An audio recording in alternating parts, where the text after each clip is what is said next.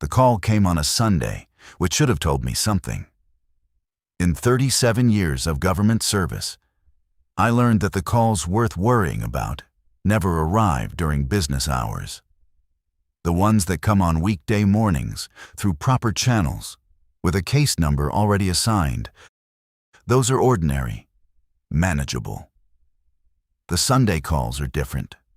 Someone has been sitting with a problem for days, unable to sleep, unable to decide who to contact, and they finally pick up the phone on a quiet morning because the silence got worse than the embarrassment of asking for help. This was March of 2006. I was based out of a district office in Southern Oregon at the time, running operations support for a stretch of the Cascade Range that included 3 wilderness areas and about 400,000 acres of mixed-use forest land. My title was District Operations Coordinator, which in practice meant I was the person other rangers called when they had a situation that didn't fit neatly into any existing reporting category. The man on the phone was Gerald Keene, and he ran a small municipal department I'd only dealt with once before, Parks and Public Lands for the city of Harrogate, a timber town of about 9,000 people tucked into a river valley roughly 60 miles south of my office. Harrogate wasn't federal land. It sat in a patchwork of city, county, and private holdings, with a belt of national forest land running along its eastern ridge. Gerald's department managed the city's modest park system. A riverside trail, 2 neighborhood playgrounds, a baseball diamond, and one larger holding that everyone locally called Caden Municipal Forest. Caden was the reason he was calling. If you're someone who enjoys wilderness stories, consider subscribing. I've got no shortage of them, and some are harder to tell than others.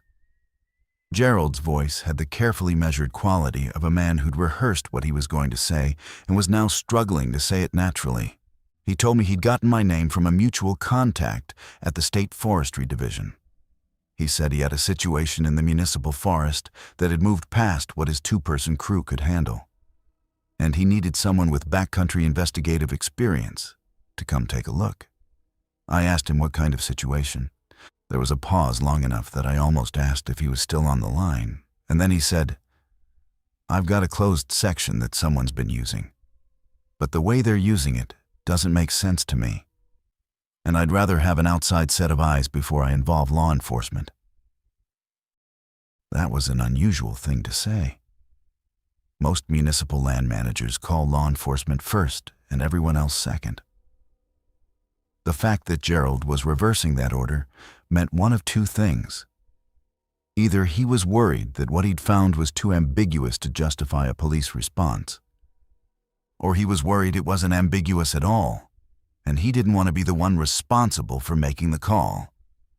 I told him I could come down Tuesday morning. He said he'd rather it be sooner. I drove down Monday. Harrogate sat in one of those Pacific Northwest valleys where the weather has a physical texture. The morning I arrived, the cloud ceiling was about 800 feet, and the town looked like it had been tucked into a gray wool pocket. The main street ran along the Caden River for about 6 blocks. Hardware store, diner, credit union, a closed movie theater with its marquee still up, a grocery store with a hand-painted sign. The kind of town where people know each other's trucks. I'd passed through it a few times over the years, but had never stopped for longer than a tank of gas. Gerald met me at the Parks Department office, which occupied the ground floor of a converted fire station near the river. He was in his mid-50s, stocky, with a neatly trimmed gray beard, and the quiet, slightly defensive posture of a man who was used to managing a department that most people forgot existed. His office had the standard municipal decor, topographic maps with colored pins, a whiteboard with mowing schedules, a framed aerial photograph of the town from 1978. On his desk was a manila folder thick enough that it had been rubber banded shut. He offered me coffee. I accepted. He closed the door, sat down across from me, and placed both hands flat on the folder before he said anything. "I appreciate you coming down on short notice," he said. I want to be clear about what I'm asking. I'm not asking you to take over anything. I just need someone who's worked remote land to look at what we've found and tell me honestly whether I'm overreacting. Start from the beginning, I said. Gerald opened the folder and spread a map across his desk. Caden Municipal Forest was roughly 1,100 acres, shaped like a bent arm, running along the eastern slope above town. The lower portion, maybe 300 acres, was developed. Walking trails, picnic shelters, a paved loop road, signage. The upper portion was undeveloped second-growth timber, steep terrain climbing toward the ridgeline where it bordered national forest land. A seasonal creek ran down through the center, and the contour lines on the map got tight fast once you moved above the maintained trails. The upper section had been formally closed to public access since 1987. I asked why. Gerald leaned back. Liability. The terrain up there is steep, the timber's dense. There are 2 abandoned logging roads that were never properly decommissioned. And we had a lawsuit in '86 when a hiker fell into a collapsed culvert and broke both legs. City Council voted to close everything above the 1,200-foot line. Posted signs gated the old road access, added it to the municipal code. The closure's been in place almost 20 years. Most people in town don't even think about it. But someone's been going up there, I said. That's the simple version.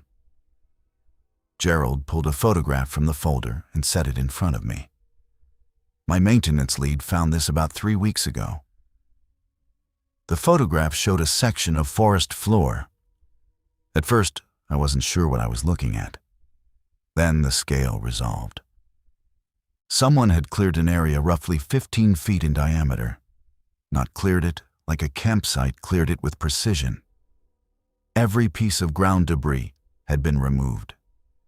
The bare soil was exposed and had been smoothed flat, packed hard, and the edges where the clearing met the surrounding forest were cut in a perfectly circular line. Around the perimeter, stones had been placed at even intervals, not stacked, not arranged in any pattern I recognized. Just set into the ground at what appeared to be exactly equal distances from one another. How many stones? I asked. 14, every time. I looked up. Every time. Gerald pulled out 4 more photographs. 4 more clearings. Each one was a perfect circle. Each one had 14 stones. Each one was in a different location within the closed section. He laid them out in a row across the desk, and I studied them in sequence. The clearings were not identical in size.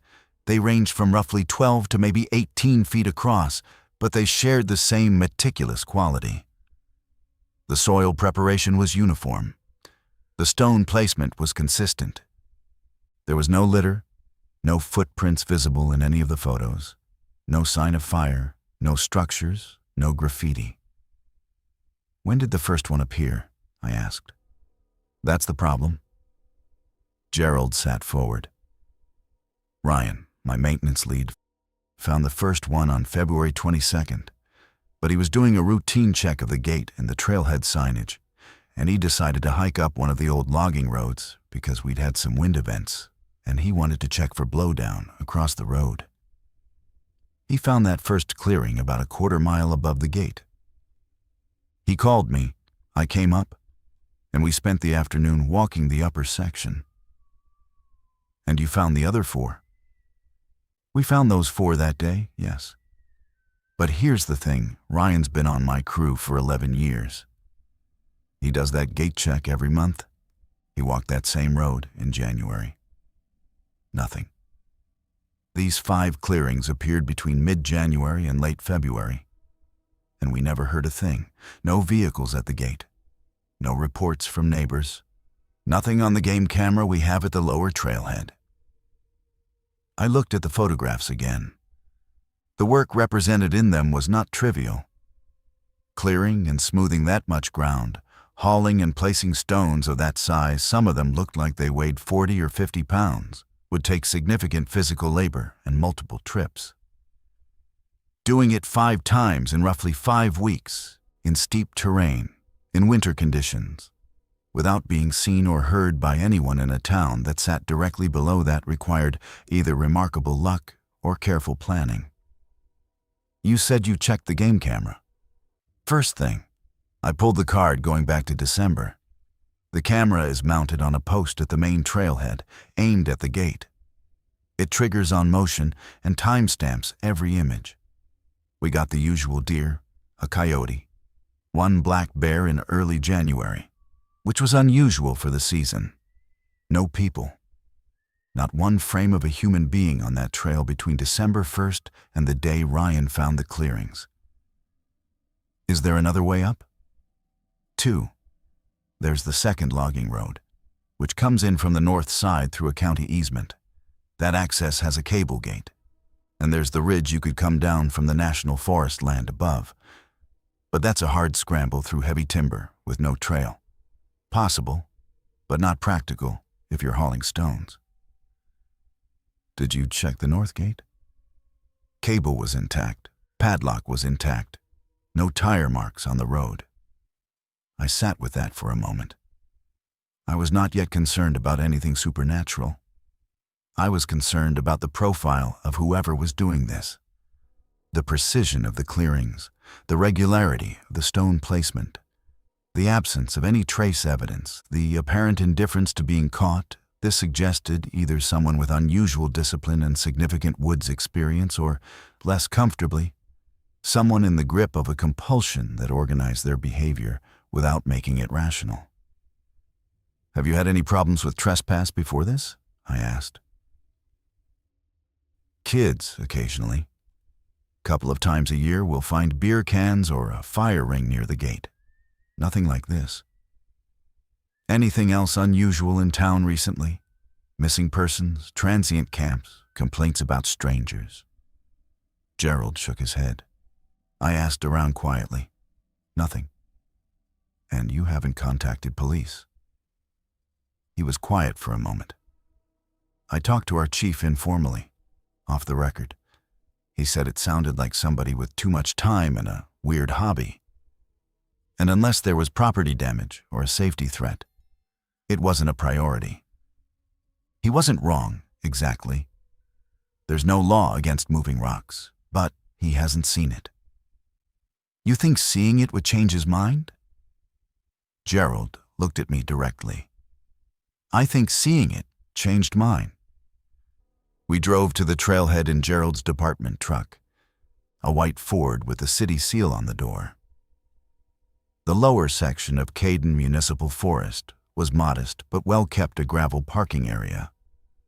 A painted kiosk with a trail map under plexiglass, a split-rail fence, a trailhead registry that looked like it got moderate use.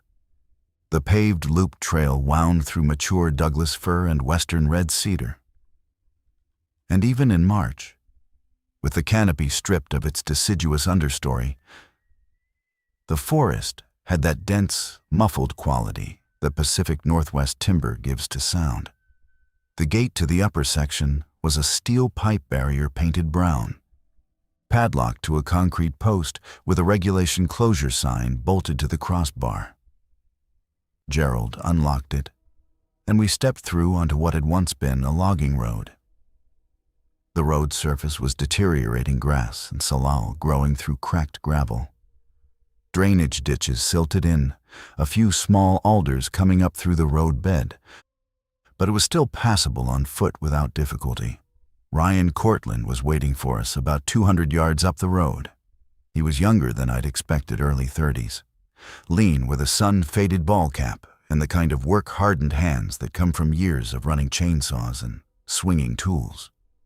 He had a day pack and a radio clipped to his belt. He shook my hand firmly and didn't say much beyond a greeting. He had the quiet alertness of someone who spent more time in the woods than in town, and I appreciated that immediately. The three of us hiked up the old road. The grade was steady, maybe 8 or 10%, and the forest closed in quickly above the maintained section. The second growth here was dense but not impenetrable. Douglas fir mostly, with some hemlock and a few big-leaf maples near the creek. The understory was sword fern and Oregon grape, thick enough to obscure the ground, but not thick enough to prevent travel on foot. The morning cloud cover filtered the light into a flat gray wash that made distances hard to judge. Ryan led us off the road after about 20 minutes and onto a game trail that angled across the slope. We climbed for another 10 minutes through increasingly steep terrain before he stopped and pointed. The first clearing was exactly as the photographs had shown, except that photographs hadn't captured the effect of standing at its edge. The circle was perhaps 15 feet across. The ground within it was completely bare, not just swept prepared. The soil had been compacted to a smooth, hard surface, almost like tamped clay. Every root, every pebble, every fragment of organic debris had been removed. The boundary between the cleared ground and the surrounding forest floor was not gradual. It was a line, a sharp, clean line, as if someone had drawn a circle with a compass and then meticulously stripped everything inside it, down to mineral soil. The 14 stones were set into the perimeter at even intervals. They were all river cobbles, smooth, rounded, ranging from roughly the size of a grapefruit to the size of a cantaloupe. Each one had been pressed into the soil just deep enough to sit stable. I walked the perimeter slowly, counting as I went. 14. I estimated the spacing between them. It looked consistent, maybe 3.5 feet between each stone, though I hadn't brought a tape measure. I crouched at the edge and studied the ground. The soil inside the circle was remarkable. It wasn't just smooth, it was uniform. No tool marks, no scrape patterns, no boot impressions. I've seen ground prepared this way exactly once before, at a historical archaeology site where researchers had used trowels and brushes to expose a clean floor surface. But even that work left faint tool signatures visible in raking light. This had none. "Ryan," I said, "when you found this, was the soil dry or wet?" Dry, which was strange because we'd had rain 2 days before. Everything else around here was saturated. The soil inside the circle was dry. I pressed my palm flat against the surface. It was cool but firm. Not damp, not frozen, just dry, as if the rain had either been prevented from reaching it or had been absorbed and evaporated faster than the surrounding ground. Neither explanation was simple. The canopy above was intact, no gap that would have changed the exposure. I stood and looked at the broader context. The clearing was on a moderate slope, tucked between 2 mature firs, with dense fern on all sides. It was not visible from the logging road below. You would have to know it was here or stumble onto it the way Ryan had. There was no trail leading to it. The fern around the perimeter was undisturbed. No beaten path, no crushed fronds, no indication that anyone had repeatedly walked to this spot. "Show me the others," I said. Over the next 3 hours, Ryan led us through the closed section to each of the remaining 4 clearings. They were distributed across an area of maybe 60 acres, ranging in elevation from about 1,400 feet to just under 2,000 feet. Each one was in a different microenvironment, one on a flat bench near the creek, one on a steep north-facing slope, one in a dense hemlock grove where the canopy was so tight that the ground beneath was nearly bare, even outside the circle, one on a rocky knob with thin soil over basalt. Despite the different settings, the clearings shared the same characteristics. Perfect circles, 14 stones, meticulously prepared soil, no tool marks, no footprints, no trail leading in or out. The sizes varied. The smallest was about 12 feet across. The largest, the one on the bench near the creek, was closer to 20 feet. At each site, I examined the stones. They were all river cobbles, consistent with material from the Caden River watershed. The nearest riverbed was about 1,000 vertical feet below and half a mile horizontal. Someone had carried these stones uphill through heavy timber. 14 stones per site. 5 sites, that was 70 stones, some of them weighing 30 to 50 pounds. I tried to calculate the labor involved and found myself uncomfortable with the numbers. Even a strong person making dedicated trips would need days of hauling to move that much weight to those locations. At the 4th clearing, the one on the north-facing slope, I noticed something I hadn't seen in the photographs.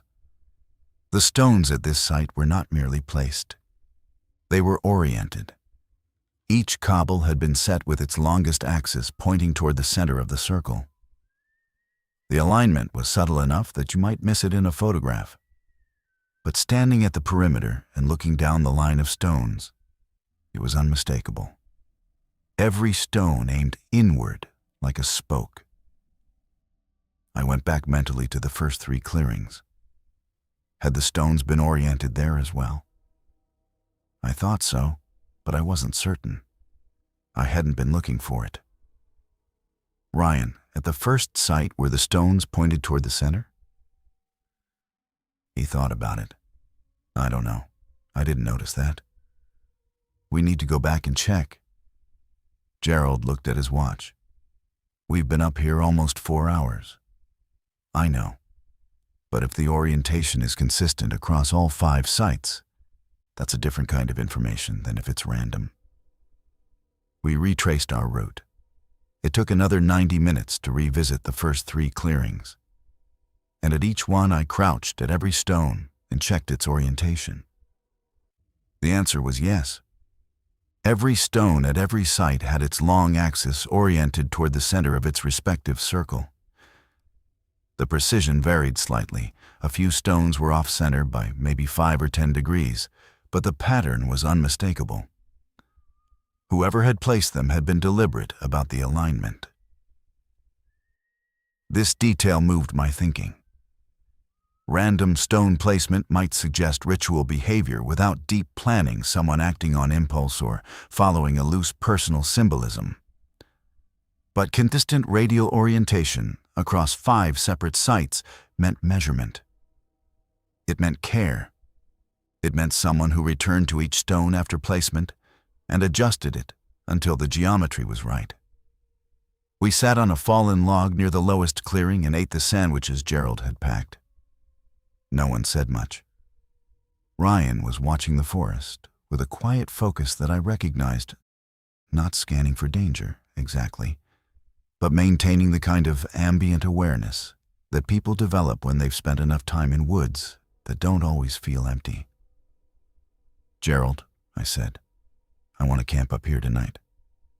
He looked at me. Whoever's doing this is working at night or during weather events times when they're least likely to be seen from town. If they're on any kind of schedule, the best way to learn something is to be present when they don't expect it. You want to stake out an 1,100-acre forest by yourself?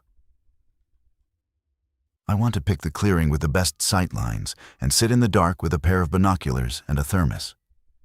If nothing happens, nothing happens. But this is active. 5 sites in 5 weeks. Whoever's doing this isn't finished. Gerald looked at Ryan. Ryan looked at me. "I'll stay with you," Ryan said. Not a question, not a request, a statement. Gerald considered it for a long moment, then nodded slowly. "I'll radio check you at 10 and again at 2. If you miss a check, I'm calling the sheriff." "Fair," I said. We hiked back down to the trailhead, regrouped at the parking area, and spent the rest of the afternoon preparing. I retrieved my field pack from my truck. I always carried overnight gear when responding to calls outside my district, a habit that had saved me more than once. Ryan went home and came back with his own pack, a ground pad, a headlamp with a red filter, and a bolt-action .30-06 in a canvas scabbard. I looked at the rifle. He caught my look. Bear gun, he said. January bear was unusual. I'd rather have it and not need it. I didn't argue. He was right that a January bear in this region was unusual. It suggested either a disrupted hibernation cycle or a sick animal, neither of which you wanted to encounter unprepared. We hiked back up in the late afternoon. The cloud ceiling had dropped further, and by the time we reached the logging road, the forest was wrapped in a wet gray gauze that reduced visibility to maybe 100 yards in the open sections and considerably less under canopy. We chose the clearing on the bench near the creek for our observation point. It was the largest of the 5. It sat on relatively flat ground with decent sight lines in 3 directions. And the creek provided ambient noise that would help mask our presence. We set up about 60 yards south of the clearing, on a small rise that let us look down onto the bench through a natural gap in the understory. We laid out ground pads behind a downed hemlock that provided both concealment and a backrest. Ryan arranged the rifle where he could reach it without moving. I set my binoculars, radio, notebook, and thermos within arm's length. By 6 o'clock we were settled in, and by 6:30 it was fully dark. Dark in a Pacific Northwest forest under heavy overcast is a specific kind of darkness. There is no sky. There is no ambient light from stars or moon. The town below was invisible behind the terrain and the timber. The only light source was the faint green glow of my watch dial when I checked the time. Sound became everything. The creek, maybe 40 yards away, provided a constant low wash of white noise. Beyond it, the forest produced its own quiet catalog. Dripping condensation, the occasional creak of a tree shifting in imperceptible wind, the soft rustle of something small moving through leaf litter. Ryan sat motionless beside me. We'd agreed not to talk unless necessary, communicating by touch if needed. 1 tap for attention, 2 for movement detected, 3 for withdrawal. I regulated my breathing and let my eyes adapt. After about 20 minutes, I could distinguish the slightly lighter gray of the sky above the canopy gap from the pure black of the timber on either side. The clearing itself was invisible at our distance, but I'd memorized the line of sight during daylight and knew where to direct my attention. The first 2 hours passed without incident. At 10 o'clock, Gerald's radio check came through 2 clicks on the channel, which I answered with 2 clicks, no voice. We'd agreed on that protocol to avoid broadcasting sound into the forest. Around 11, the rain started. Not heavy, a steady, fine mist that was more felt than heard, accumulating on every surface and slowly soaking through my jacket at the shoulders. I pulled my hood up and continued watching. At 11:42, I checked my watch. Ryan tapped my arm once. I held still and listened. The creek sounded the same. The rain sounded the same. But underneath both, at the lower edge of audibility, there was something else. Not a sound exactly, a pressure, a faint rhythmic fluctuation in the air, as if something large were displacing atmosphere at a regular interval. It was below the frequency range that would register as a distinct noise, but my body was responding to it, a subtle tightness in my chest, a feeling of mild vertigo despite being seated on solid ground. Ryan leaned close to my ear. His whisper was barely a breath. "Feel that?" I nodded, though he probably couldn't see it. I squeezed his forearm once. Yes. The sensation lasted perhaps 3 minutes, then faded. The forest returned to its baseline of rain and creek noise. I sat very still, waiting, monitoring my own physical state. The chest tightness eased. The vertigo resolved. I made a note of the time and the duration. Nothing else happened until 1:15, when Ryan tapped my arm twice. Movement detected. I strained my eyes toward the clearing. I couldn't see it directly, but I could see the space where it was the slightly different quality of darkness where the canopy opened above the bench. And within that space, something was different. There was a faint luminosity, not light, exactly nothing bright enough to cast shadows or illuminate the ground. More like the barest suggestion that the darkness in that area was not quite as complete as the darkness around it. A grayness. A thinning.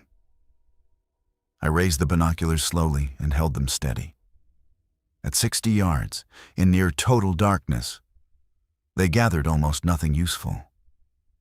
But through them, the luminosity was slightly more distinct. It appeared to be distributed across the area of the clearing, not a point source, not a beam, not a reflection. A diffuse, extremely faint glow, coming from the ground itself. We watched for 11 minutes. I know because I checked my watch at the start and the end. During those 11 minutes, the glow did not intensify, did not move, did not change character. It simply was a faint, ambient luminescence, where there should have been none. Then it was gone. Not faded, gone. Between one blink and the next, the clearing returned to the same absolute darkness as the rest of the forest. Ryan and I sat without moving for another 45 minutes. At 2, Gerald's radio check came through. 2 clicks, I answered. Nothing else occurred. By 4:30, the first gray suggestion of dawn was visible through the canopy, and we packed our gear and moved down to the clearing. It was unchanged. The same smooth soil, the same 14 stones, the same perfect circle. But when I crouched and pressed my palm to the ground inside the perimeter, I pulled my hand back quickly. The soil was warm. Not dramatically warm, not hot, but unmistakably warmer than the ambient air temperature, warmer than the ground outside the circle, warmer than it should have been on a cold, wet March night at 1,600 feet in western Oregon. I pressed my hand down again and held it there. The warmth was steady and even not a hot spot or a localized thermal source, but a uniform warmth across the entire cleared surface, as if the ground itself were gently radiating stored heat. Ryan crouched beside me and felt it too. He pulled his hand back and looked at me. "That wasn't like this yesterday," he said. "No," I said. "It wasn't." I looked at the 14 stones. They were wet from the overnight rain.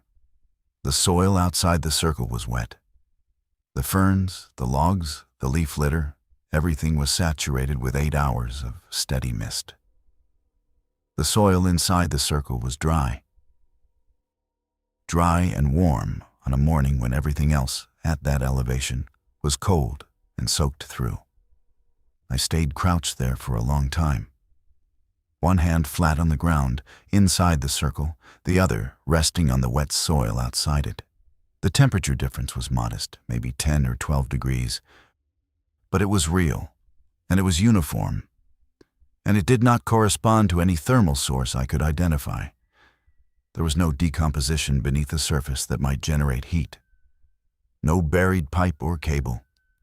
No geothermal explanation in a region whose volcanic activity was hundreds of miles to the east. The ground simply should not have been warm. I opened my notebook and wrote down the time, the air temperature from the small thermometer on my pack zipper, 38 degrees Fahrenheit, and my estimate of the soil temperature inside the circle, which I guessed at roughly 50 based on the feel against my palm. Then I documented the dry condition and the rain overnight and the approximate start and end times of the luminosity we'd observed. Ryan watched me write without comment. When I finished, he said, "You want to check the others?" It wasn't a question. He already knew. We spent the next 2.5 hours hiking to the other 4 clearings. At each one, I crouched and felt the soil. 3 of the 4 were warm. The same uniform, modest heat, the same dry condition despite the overnight rain. The 4th, the one on the rocky knob with thin soil, was harder to assess because the soil layer was so shallow that the underlying basalt dominated the temperature. But even there, when I pressed my fingertips into the sparse dirt between the stones, it felt marginally warmer than the exposed rock around it. I stood at the last clearing and looked out through the timber. The clouds were starting to thin. Pale light was reaching through the canopy in long, watery shafts, and the forest was beginning its morning transition juncos, calling from the understory. A woodpecker drumming somewhere upslope, the creek louder now as the accumulated overnight mist fed into it from every surface. Ryan, how well do you know this section of forest?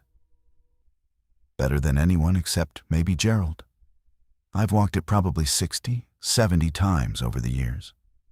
Boundary checks, blow-down assessment, that kind of thing.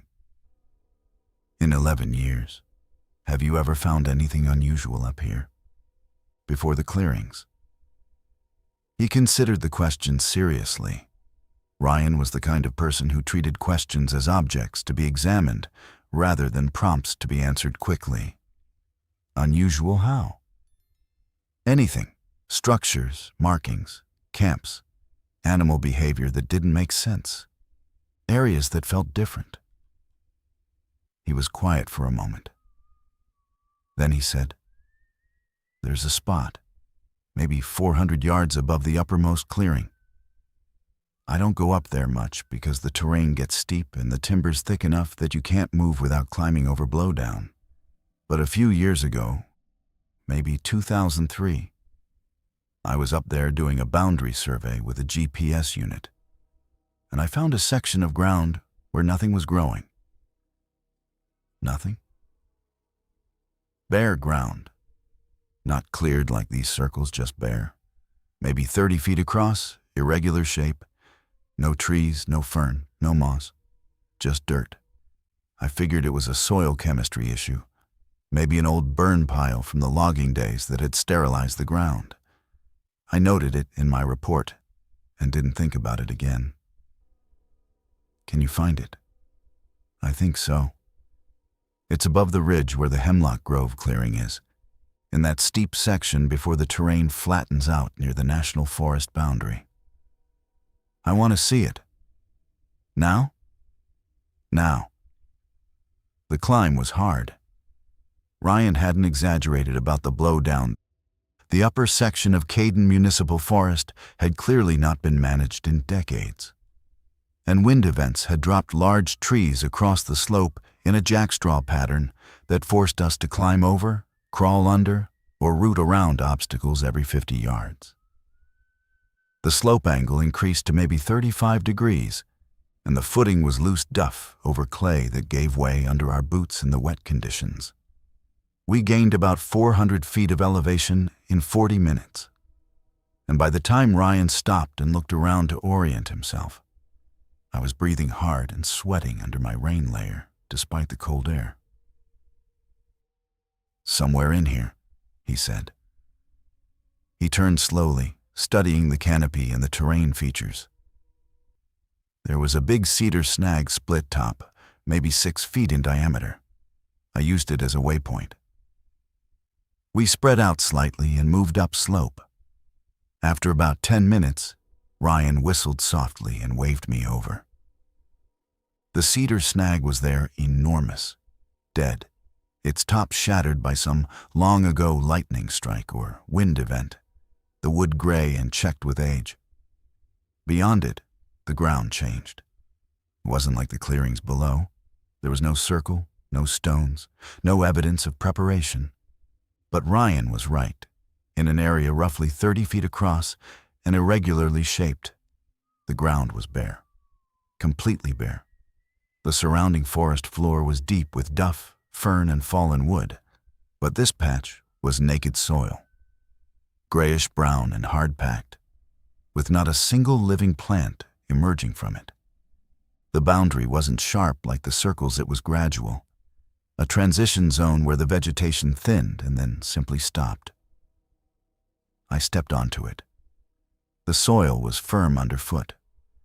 I crouched and examined the surface. Unlike the circles below, this ground showed no signs of human preparation. It was natural soil, but dead soil. No organic matter in the top layer. No root networks visible at the surface. No insects. I pulled out my knife and scored a line in the dirt. It cut cleanly, revealing the same gray-brown composition to a depth of about 2 inches before I hit harder material. "Ryan, you said you found this in 2003. Late summer, August, maybe September. And it looked like this then?" "Identical. I remember thinking the same thing. No growth, not even moss. I figured it was chemical. Old logging camps sometimes had fuel dumps or equipment maintenance areas where diesel or hydraulic fluid killed the soil for years." I looked at the bare patch and then looked downhill, back the way we'd come. From this position, I could mentally plot the locations of the 5 clearings below. They were scattered across the slope in what had seemed like an arbitrary distribution. But from up here, with the terrain falling away beneath me, I realized something. I pulled out my compass and took a bearing from the bare patch to the nearest clearing below, the one in the hemlock grove. Then I mentally projected lines to the other 4 clearings based on their approximate positions. I didn't have precise coordinates, but the general geometry was suggestive. The 5 clearings were distributed in a roughly semicircular arc below the bare patch, as if it were the top of a fan, and there were points along the fan's lower edge. I mentioned this to Ryan. He stood beside me and looked down the slope, tracing the same mental geometry. "Could be coincidence," he said. "Could be." But I wrote it down. We descended to the trailhead and met Gerald in the parking area at noon. He'd brought lunch sandwiches, chips, and coffee from a thermos, and the 3 of us sat on the tailgate of his truck while I summarized what we'd observed. The warm soil, the dry condition inside the circles after rain, the faint luminosity, the bare patch above, the possible spatial relationship. Gerald listened with the expression of a man watching a weight settle onto a shelf he wasn't sure could hold it. "So, what are we dealing with?" he asked. "I don't know yet. Best guess." I took a drink of coffee and organized my thoughts. The clearings themselves still read as human work. The precision, the stone placement, the radial orientation, that's deliberate craft. Someone made those. But the warm soil and the dry condition after rain, that's not something a person does by moving rocks and sweeping dirt. That's a thermal anomaly, and I don't have an explanation for it. Could someone have buried something? Heat source? Electrical element? Possible, but the heat is uniform across the entire circle at each site. That would require a buried heating element the size of the clearing itself, connected to a power source at 5 separate locations in steep remote terrain. That's an extraordinary amount of infrastructure for what? There's no apparent purpose. "What about the light?" Ryan asked. "What we saw last night." Bioluminescence is possible in these forests. There are fungi that produce faint light foxfire, honey mushroom mycelium. But what we saw was distributed across the whole clearing, not concentrated on a piece of wood or a patch of ground cover.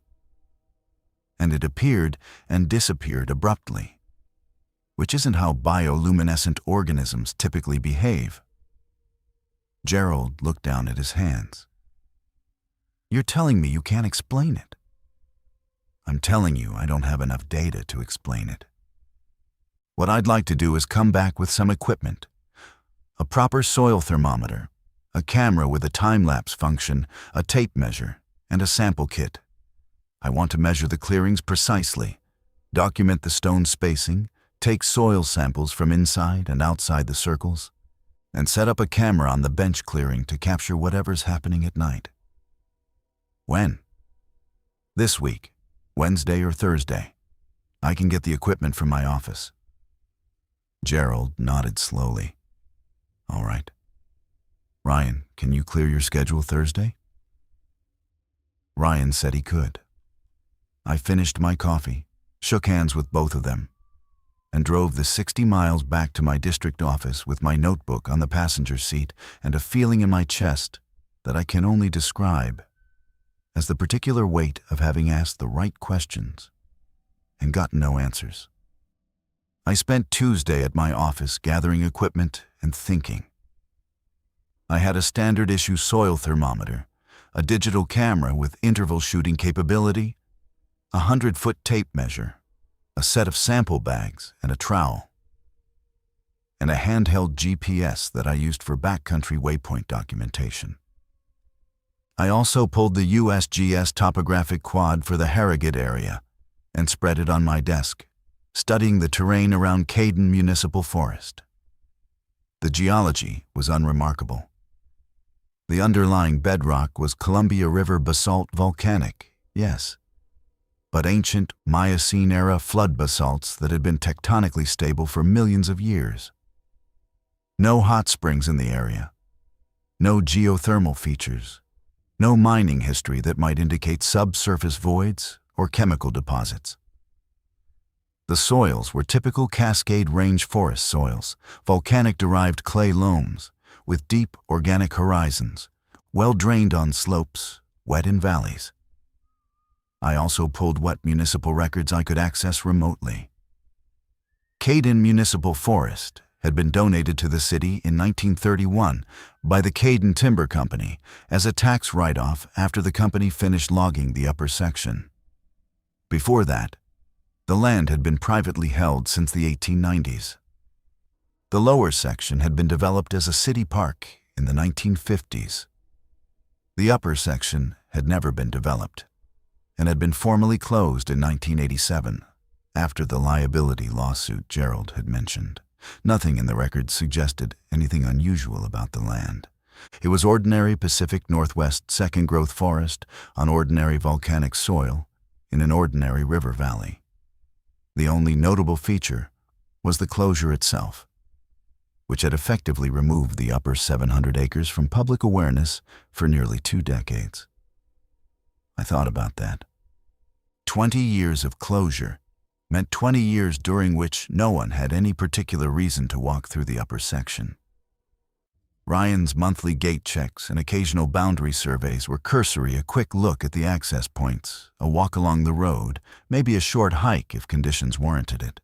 The interior of the closed section was, for all practical purposes, unmonitored, which meant that whatever was happening up there could have been happening for a long time. I returned to Harrogate Thursday morning. The weather had shifted, the overcast had broken overnight, and the valley was brilliant with that clean, sharp Pacific Northwest sunlight that makes every surface look newly made. The forest was still wet from the days of mist, and when we hiked up through the gate and onto the logging road, the air had that particular clarity that comes after a long rain. You could smell the soil, the cedar, the faint sweetness of decomposing leaf litter. Ryan met me at the trailhead with his pack and the same quiet readiness he'd shown on Monday. Gerald stayed at the office this time. He had a council meeting he couldn't miss, but he'd given us a department radio and asked for hourly check-ins. We went to the bench clearing first. I unpacked the equipment and set to work. The tape measure confirmed what I'd estimated visually. The clearing was 19 feet 4 inches in diameter. I measured the spacing between each of the 14 stones. It was consistent at 4 feet 4 inches, center to center, with a variance of less than 2 inches across all 14 intervals. I used the compass to check the radial orientation of each stone and found that they were all within 5 degrees of true center alignment. This was not approximate work. This was precise construction. I inserted the soil thermometer 6 inches into the ground at the center of the clearing. It read 51 degrees. I pulled it out, set in, walked 10 paces outside the circle, and inserted it into the forest soil at the same depth, 41 degrees, a 10-degree differential. I repeated this at 3 more points inside and outside the circle and got consistent results. The warming was real, it was measurable, and it was confined to the interior of the circle. I took soil samples, one from the center of the clearing, one from just inside the stone perimeter, and one from 10 feet outside. I sealed each in a labeled bag. Then I examined the stones themselves more closely than I had on Monday. They were river cobbles, as I'd noted, water-worn basalt, smooth, dense, dark gray. But handling them individually, I noticed something I'd missed before. They were heavy. Not impossibly heavy, but denser than I expected for their size. A stone the size of a large grapefruit should weigh, in basalt, maybe 8 to 12 pounds. These felt heavier. I couldn't weigh them in the field, but when I picked one up, which required both hands and a firm grip, I would have guessed it at close to 20 pounds. I turned the stone in my hands. The surface was smooth all over except for one area, a flat facet, roughly circular, about 2 inches in diameter, where the stone appeared to have been ground or worn flat. Not natural river wear, which produces irregular surfaces. This was a distinct flat plane, as if the stone had been rubbed against a hard surface in a circular motion until a facet formed. I checked the next stone. Same thing. A flat facet, roughly the same size, in approximately the same position relative to the stone's long axis. I checked all 14. Every stone had the facet. Every facet was on the underside the surface that rested against the ground. I set a stone back in its position, facet down, and pressed it into the soil the way it had been placed. The flat surface seated against the ground, with full contact. I lifted it again and looked at the impression it left. The soil beneath showed a faint circular mark, smooth, compressed, matching the facet exactly. "Ryan, come look at this." He crouched beside me and I showed him the facet, the impression, the consistency across all 14 stones. "What does that mean?" he asked. "It means these stones were prepared before they were placed. Someone ground a flat contact surface into each one. That's a significant amount of work. Basalt is hard. You'd need a grinding stone or a coarse grit surface and considerable time. Why would someone do that?" I sat back on my heels. Contact, maximum surface contact between the stone and the soil. A rounded cobble sitting on flat ground only touches at one point. A flat facet gives you a full contact interface. If you were trying to, transmit something between the stone and the ground, or ensure a stable acoustic coupling, I stopped myself. I was speculating past my evidence, which is a habit I've trained myself to avoid. I didn't know why the facets were there. I knew that they were there, that they were deliberate, and that they were consistent across all 14 stones at this site. "We need to check the other clearings," I said. We spent the next 4 hours hiking between sites. At each clearing, I measured the diameter, the stone spacing, and the radial orientation, and I examined every stone for the ground facet. The results were consistent. Each clearing was a precise circle. Each had 14 stones at even intervals, radially oriented. Each stone had a ground facet on its underside. The soil inside each circle was measurably warmer than the surrounding ground. The 4 sites I'd identified as warm on Monday were still warm on Thursday, 3 days later, through variable weather, with no external heat source. I set up the camera at the bench clearing, mounted on a small tripod wedged between the roots of a fir tree, aimed at the center of the circle from about 20 feet away. I set it to capture one frame every 30 seconds from dusk to dawn, which would give me roughly 700 images per night. The battery would last about 40 hours on interval mode, which meant I'd need to swap it by Saturday. By late afternoon, we'd completed the survey and were hiking back down the logging road. The sunlight was angling through the canopy in long copper bands, and the forest had that warm, resinous quality it gets when the sun finally reaches wet bark after days of rain. We were about halfway down when Ryan stopped. He stood very still, head slightly tilted, the way a dog orients to a distant sound. "What?" I said. "Listen." I stopped and listened. The creek, a Steller's jay complaining somewhere to the west, a faint breeze in the upper canopy. Nothing unusual. I don't hear anything. That's what I mean. The creek sounds different. I listened again. The creek, which had been a steady presence all day, running high from the accumulated rain, sounded the same to me. A constant, tumbling wash of water over rock, slightly louder now that we were closer to it on the descent. But Ryan was frowning, concentrating with an intensity that told me he was hearing something I wasn't. "It's rhythmic," he said slowly. "There's a pulse in it. You hear how it swells and drops? That's not natural creek sound. Creeks don't pulse unless something's periodically blocking and releasing the flow." I listened for another 30 seconds, and then I heard it. Or rather, I felt the shadow of hearing it as a faint, slow oscillation in the creek's volume. A swelling and fading that repeated on a cycle of maybe 8 to 10 seconds. It was subtle enough that you'd never notice it if you weren't standing still and actively concentrating. "Could be a debris jam upstream," I said. "Water builds up behind it, tops over, drops back, builds again." "Could be," Ryan said. But his voice had a quality I hadn't heard from him before, a careful, measured neutrality that was doing work to stay neutral. We continued down. The pulsing faded as we descended, or I lost the ability to distinguish it from the general creek noise. By the time we reached the trailhead, the creek sounded like a creek. I drove back to my district office that evening and spent Friday processing my notes. I laid out the measurements in a table.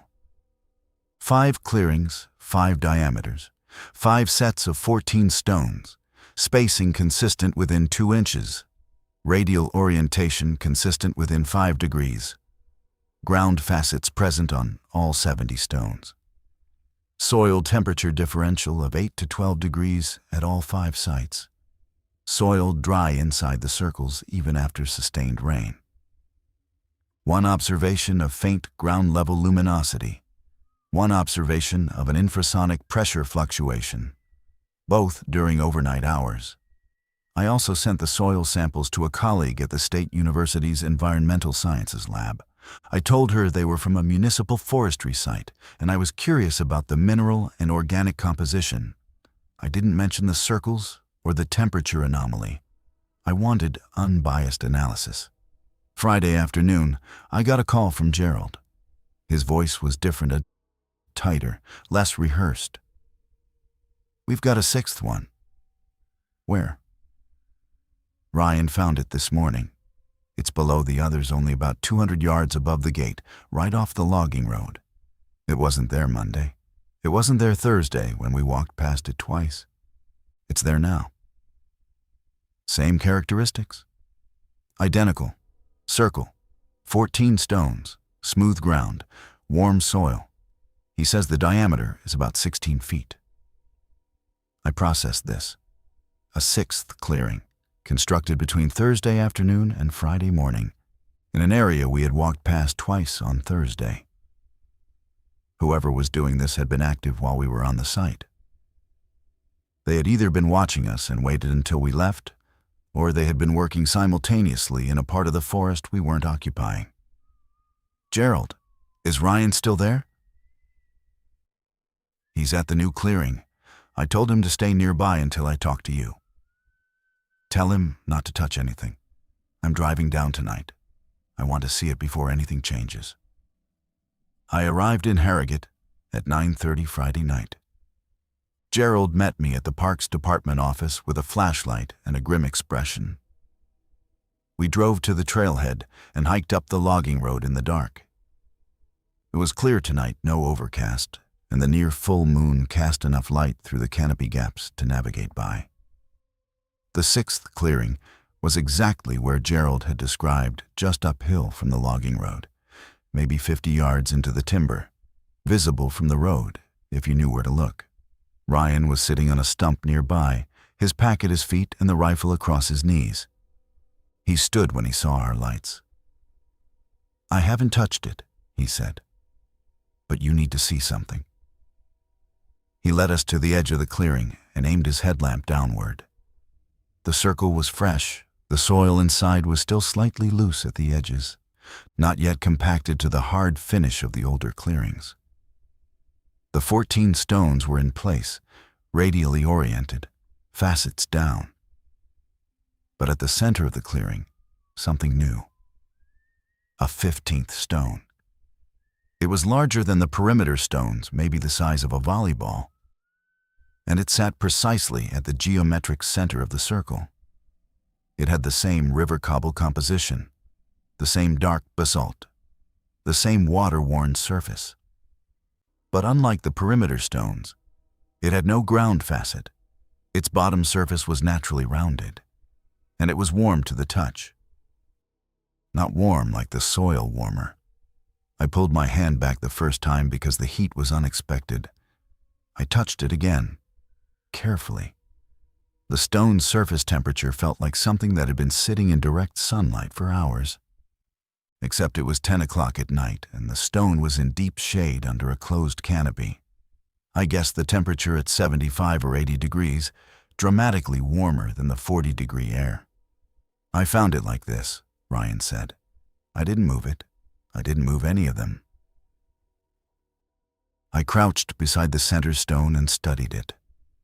The warmth was radiating perceptibly. I could feel it on my face from a few inches away.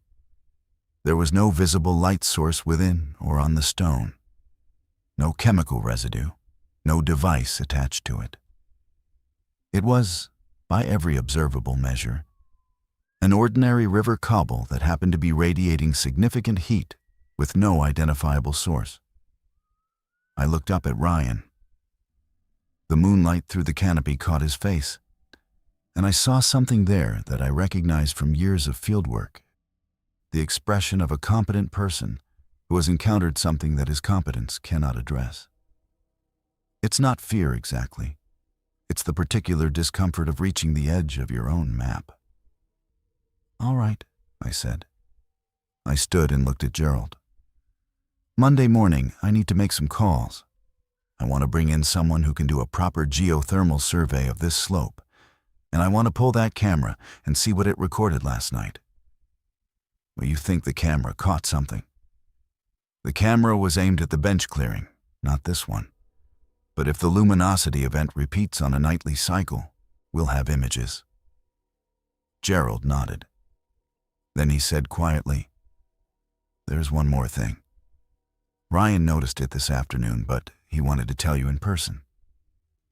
I looked at Ryan. "The bear patch," he said. "Up above the clearings. I hiked up there this afternoon after I found this 6th clearing. I wanted to check whether anything had changed. And it's bigger. The bear patch is bigger.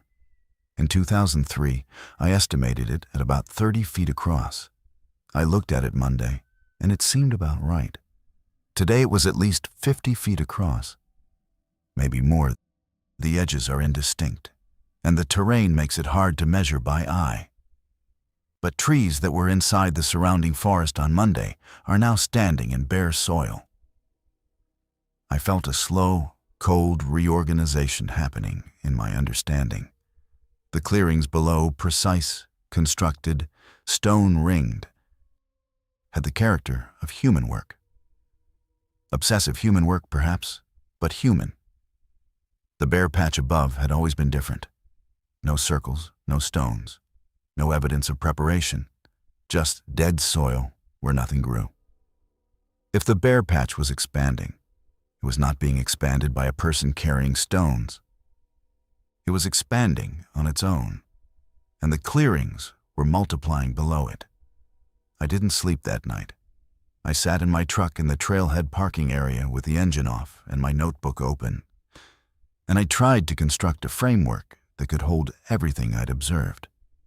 The clearings, human-made, precise, multiplying at a rate of roughly 1 per week, arranged in an arc below the bare patch.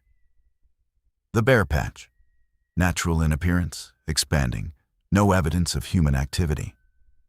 The thermal anomalies, confined to the interiors of the clearings and the center stone, with no identifiable heat source. The luminosity, faint, ground level, transient, not consistent with known bioluminescent organisms. The infrasonic pressure event, brief, rhythmic, felt rather than heard. The creak pulsation, subtle, periodic, noticed only by someone with deep familiarity with the baseline sound. Each observation individually could be assigned a provisional explanation. Collectively, they resisted any single framework I could construct. The most honest thing I could write in my notebook was what I wrote at 3 a.m, by the dome light of my truck. Something is happening on this slope that involves both human activity and a natural process, and I cannot yet determine whether they are related or independent. At dawn, I hiked back up to the bench clearing and retrieved the camera. The battery indicator showed 60% remaining. It had been shooting all night. I packed it carefully and drove to Gerald's office, where I connected the camera to his desktop computer and began reviewing the images. 712 frames, captured at 30-second intervals from dusk to dawn. I advanced through them slowly, watching the clearing appear and disappear as the ambient light dropped and the camera's exposure time automatically lengthened to compensate. By full darkness, the images were mostly black, with faint gray outlines of tree trunks at the clearing's edge. Frame 284, timestamp 11:47 p.m. The clearing was glowing. It was exactly what Ryan and I had witnessed from 60 yards away on Monday night.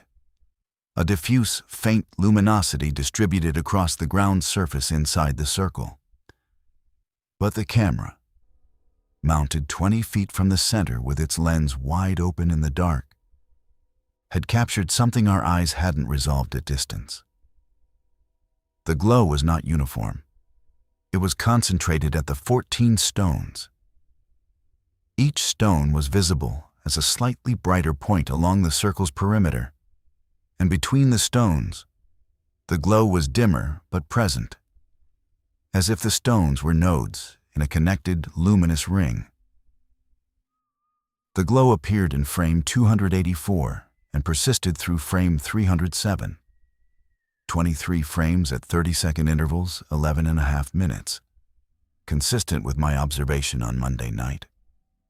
Then it was gone. The subsequent frames showed only darkness. I went through the remaining 400 frames carefully. No second event. No movement, no human figures, no animal activity. Nothing but the single 11.5-minute glow event centered on the stone ring. I showed Gerald. He leaned close to the screen and studied the images one at a time, clicking through the sequence with the mouse. His face was unreadable. "That's not a flashlight," he said. "No." "That's not reflected light from town." "No. The clearing faces upslope. Town is below and behind the camera." "What is it?" "I don't know. But it's repeatable. It happened Monday when Ryan and I were watching from the ridge. It happened Thursday when the camera was recording. Same time window, roughly 11:30 to midnight. Same duration, approximately 11 minutes. That's a pattern. Gerald sat back in his chair and rubbed his face with both hands. He was quiet for a long time. Then he said, "I need to tell you something I should have told you Monday." I waited. When I called the police chief, Jim Harlan, and told him about the clearings, he said what I told you. Weird hobby, not a priority. But then he called me back about an hour later and asked if the clearings were in the upper section, above the closure line. I said yes, and he said, "Leave it alone, Gerald. It's not a priority. Leave it alone." Different tone, different words. Did you ask him why? I did. He said he'd had a conversation with the previous parks director, a man named Dale Caden, who was actually a descendant of the family that donated the land. Dale ran the department from 1974 until he retired in 1998. Jim said Dale told him something about the upper section years ago, something Jim wouldn't repeat to me. He just said that Dale had reasons for supporting the closure that went beyond the lawsuit, and that the best thing I could do was maintain the closure and not go looking for problems. I felt the information settle into the architecture of what I already knew. And several things shifted. The 1987 closure, the liability lawsuit as the stated justification, a parks director who was a descendant of the family that originally owned the land, a police chief who changed his tone when he learned the location. "Is Dale Caden still alive?" I asked. "He is. He's 81. Lives in a house on Ridgeview Road, up on the east side of town. I see him at the hardware store sometimes. Sharp mind, from what I can tell. Doesn't talk much. I'd like to speak with him." Gerald hesitated. "Dale's a private man. He doesn't like surprises. Let me call him first and ask if he's willing." Gerald called Dale Caden that afternoon. I sat in the outer office and waited, listening to the muffled sound of Gerald's voice through the closed door. The conversation lasted about 15 minutes. When Gerald came out, his expression was complicated, part relief, part apprehension. "He'll see you tomorrow morning at 9. He asked that you come alone." "Did you tell him what we found?" I told him about the clearings, the stones, the warm soil. He didn't say much, but he didn't sound surprised. Dale Caden's house was a single-story craftsman bungalow on a hillside lot at the eastern edge of Harrogate, with a view across the valley to the forested ridge opposite. The yard was immaculate pruned rhododendrons, a flagstone path, a small vegetable garden already turned for spring planting despite the cold. The house had the precise, maintained quality of a place whose owner expressed care through physical upkeep. Dale opened the door before I knocked. He was tall, even at 81, 6'2" or 6'3", thin but not frail, with white hair cut short and steady blue eyes behind wire-rimmed glasses. He wore a flannel shirt, clean work pants, and leather slippers. He looked at me for a long moment before speaking. "You're the ranger Gerald called about." "Yes, sir. Ashcroft. I appreciate you seeing me." He stepped back and let me in. The interior was warm and orderly. Bookshelves, a wood stove with a low fire, a large framed aerial photograph of the Caden River Valley that looked like it dated from the 1940s. He led me to a kitchen table by a window and poured coffee from a percolator without asking whether I wanted any. I sat across from him and waited. Dale studied me for a while, the way a man studies someone when he's deciding how much to invest in the conversation. "Gerald says you found the circles," he said. "6 of them. The most recent appeared within the last few days." 6. He said it quietly, as if counting something internal. "There were 3 when I last went up. That was 1996. The room changed. Not physically, the light was the same. The wood stove ticked the same, but the informational weight of the space shifted. Dale Caden had known about the clearings for at least 10 years. He had seen them a decade before they supposedly appeared this February. 3 in 1996, I repeated carefully.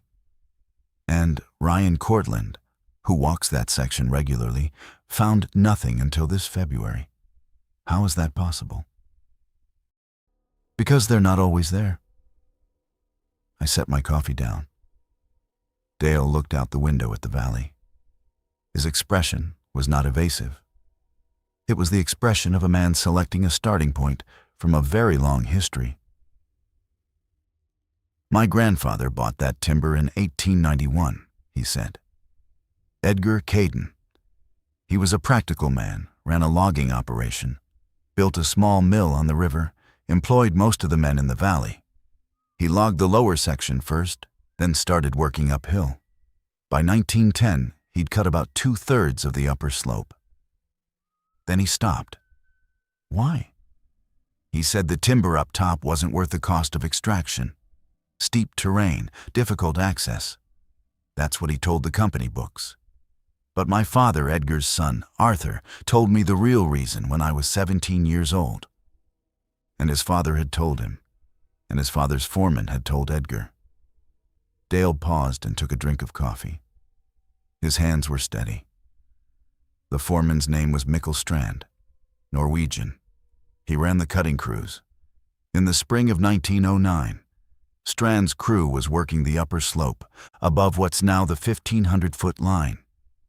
And they cut into a section of ground where the trees wouldn't fall properly. They'd make the cuts correctly. Strand was a good timberman, but the trees would hang up or twist off the stump wrong, or the tops would shatter when they hit the ground in ways that didn't match the wood quality. 3 men were injured in 2 weeks. Strand pulled the crew back and went up alone to look at the area. What did he find? Bare ground. A patch of bare ground on the upper slope where nothing grew. And around it, in the timber below, circles. I felt the hair on my forearms rise. Circles. Cleared ground. Stones in a ring. Strand was a superstitious man, or a careful man, depending on how you frame it. He told Edgar that the ground up there was spoken for. That was his phrase, spoken for. He refused to send crews back in. Edgar argued with him for a week, then went up himself. He came back down and never mentioned it again. The upper section was left uncut. When the company donated the land to the city in 1931, my grandfather put a clause in the deed that the upper section was to remain undeveloped in perpetuity. That clause is still in the deed. Gerald told me the closure was because of a lawsuit in 1986. The lawsuit was real. The closure was convenient. I'd been parks director for 12 years by then, and I'd been managing the upper section the only way I knew how, by keeping people out of it. The lawsuit gave me a legal mechanism to formalize what I'd been doing informally. The city council didn't need to know why I supported the closure. They just needed a liability argument, and I gave them one. I sat with this for a moment.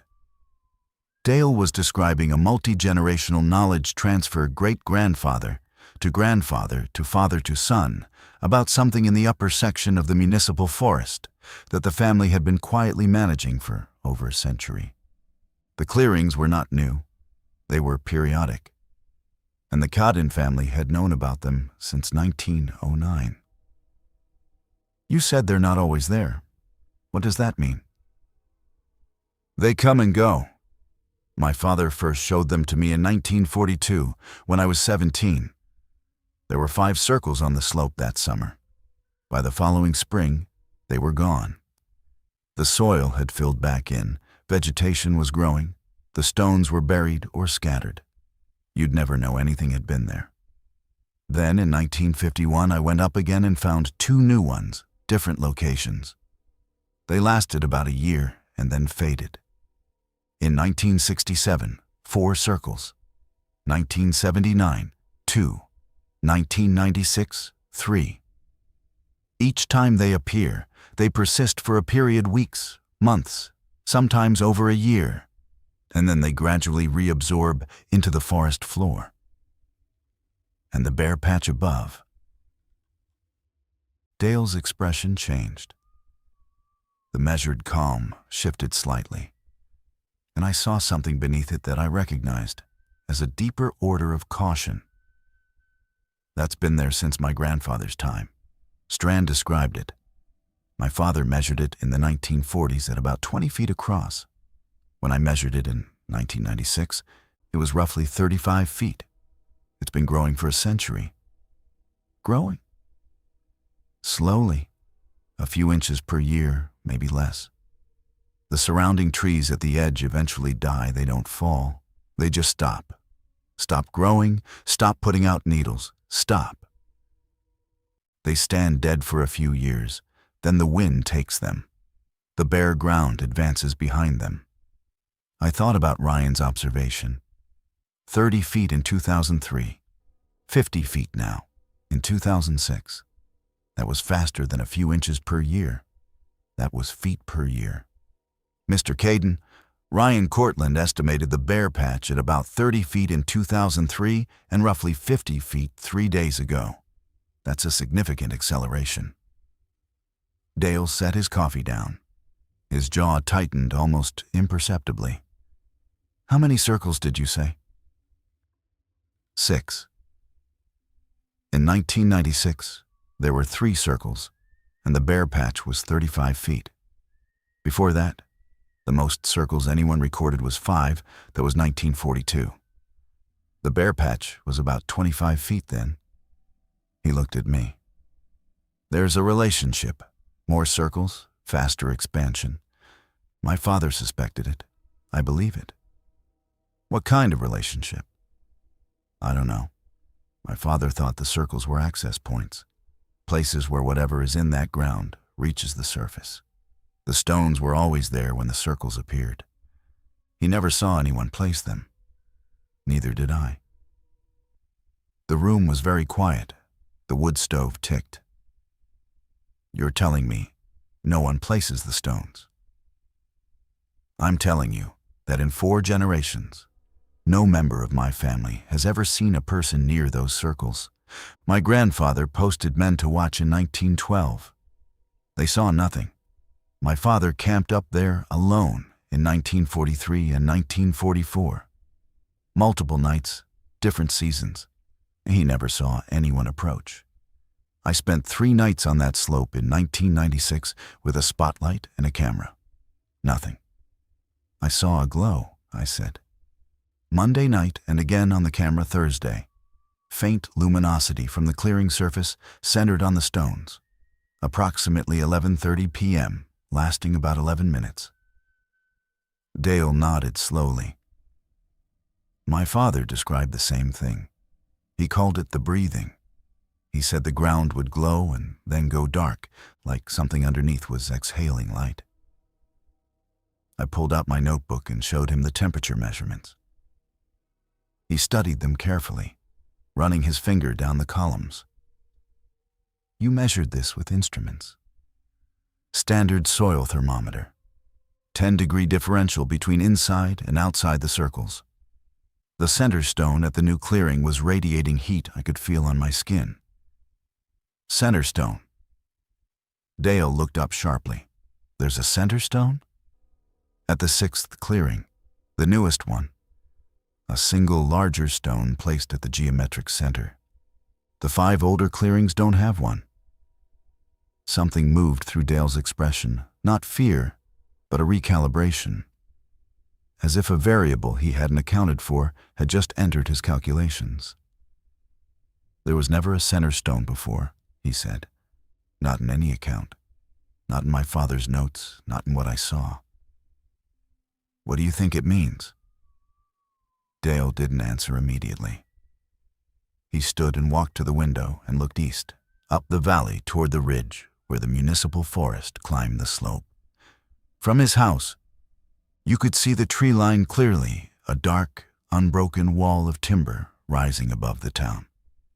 My father believed there was something alive in the ground up there, he said, still facing the window. Not alive like an animal or a plant. Alive like a process. Something that cycles. It goes dormant, sometimes for years. Then it activates, and the circles appear, and the bare patch grows, and the ground gets warm. Then it goes dormant again, and everything resets. He thought it was geological, some kind of deep thermal process we don't have a name for. I thought so too, for a long time. And now you're telling me there's a center stone that nobody placed, that radiates heat, in a circle that appeared overnight, in an area 2 men walked past the previous day. And you're telling me the bare patch has doubled in 3 years. He turned from the window. That's not geological. Geology doesn't accelerate. I left Dale Caden's house at 11:30 with 3 pages of notes and a question that sat in my chest like a stone. I drove to Gerald's office and found him at his desk, pretending to work on a budget report. Ryan was there too, sitting in the outer office, cleaning mud from his boots. They both looked up when I came in, and I could see they'd been waiting. I sat down and told them what Dale had told me. The Caden family history, the logging crews in 1909, the generational knowledge, the periodicity of the clearings, the expanding bare patch, the fact that the circles had appeared and disappeared multiple times over nearly a century, always in the upper section, always with the same characteristics, and that no one, in 4 generations of watching, had ever observed them being made. Gerald listened without interrupting. Ryan stopped cleaning his boots and sat motionless. When I finished, the office was quiet for a long time. So the stones place themselves, Gerald said finally. That's what Dale believes. I don't have evidence to confirm or contradict it. What I have is a thermal anomaly, a luminous event on a repeating schedule, an expanding zone of dead soil, and a historical record suggesting this has happened before. What I don't have is a mechanism. What do you want to do? Ryan asked. I want to document this cycle while it's active. If Dale is right that it eventually goes dormant, we have a limited window. I want temperature logs from all 6 clearings on a regular schedule. I want the camera running every night. I want soil samples analyzed. And I want to excavate. Gerald straightened. Excavate where? The center stone at the 6th clearing. I want to know what's underneath it. Is the stone sitting on soil, or is it sitting on something else? Is the heat coming from the stone or from below the stone? If there's a thermal source, it has to have a physical location. Ryan and Gerald exchanged a look. I could see them weighing the same considerations. I was the desire to understand, against the instinct that you don't dig into things you can't explain. It's a tension I've felt many times in my career. And I've learned that the times I regretted most were the times I didn't look. I'll dig, Ryan said. I know that ground. We planned the excavation for Wednesday. Gerald would stay at the trailhead with the radio. Ryan and I would hike to the 6th clearing, remove the center stone, and excavate beneath it to whatever depth was necessary to identify the heat source. I would bring the soil thermometer, sample bags, the camera, and a set of hand tools trowels, a folding shovel, a pick for rocky ground. Tuesday I spent at my office, catching up on district work I'd been neglecting and waiting for the soil analysis from the university lab. The results came by email late in the afternoon. My colleague's cover note was brief and professional, but she'd added a handwritten line at the bottom of the attached report that read, "Where did you get these?" The analysis showed that the soil sample from inside the clearing was mineralogically identical to the sample from outside the same volcanic clay loam, same mineral composition, same particle size distribution. But the organic content was radically different. The outside sample contained the expected profile decomposed plant material, fungal hyphae, root fragments, microbial biomass, insect castings, normal forest soil. The inside sample contained almost zero organic matter. It was essentially sterile mineral soil with nothing living in it, as if every organism in the upper 6 inches of ground had been consumed or eliminated. And there was one more finding. The inside sample contained a compound my colleague couldn't identify. A crystalline mineral deposit, microscopic, distributed evenly through the sample. She described it as a silicate with an unusual lattice structure that didn't match any mineral in the university's reference database. She'd sent a subsample to the geology department for further analysis and was waiting for results. I read the report twice. Then I read it a third time. Sterile soil inside the circles. A crystalline mineral that didn't match any known reference. And the ground was warm. I picked up the phone and called Ryan's cell. "Wednesday," I said. "Bring the pick. We're going to need it." Wednesday morning broke clear and cold. I met Ryan at the trailhead at 7. Gerald was already there, parked in his truck with the radio on and a thermos of coffee on the dashboard. He looked like he hadn't slept well. I didn't comment on it. Ryan and I hiked up in efficient silence. We developed a working rhythm over the past week. He led on the steep sections because he knew the terrain. I led on the level stretches because I tended to set a pace that conserved energy for the work ahead. We reached the 6th clearing in just under 40 minutes. The morning light fell across the circle at a low angle, and for the first time, I could see the surface texture clearly in raking illumination. The soil inside the ring was not merely smooth, it had a faint sheen, a barely perceptible, reflective quality, as if the mineral content of the surface caught the light differently than ordinary soil. I crouched and looked at it from ground level. The sheen was real. It was the crystalline mineral from the lab report. I realized whatever that unidentified silicate was, it was present in sufficient concentration to affect the surface reflectivity. I placed my hand on the ground inside the circle.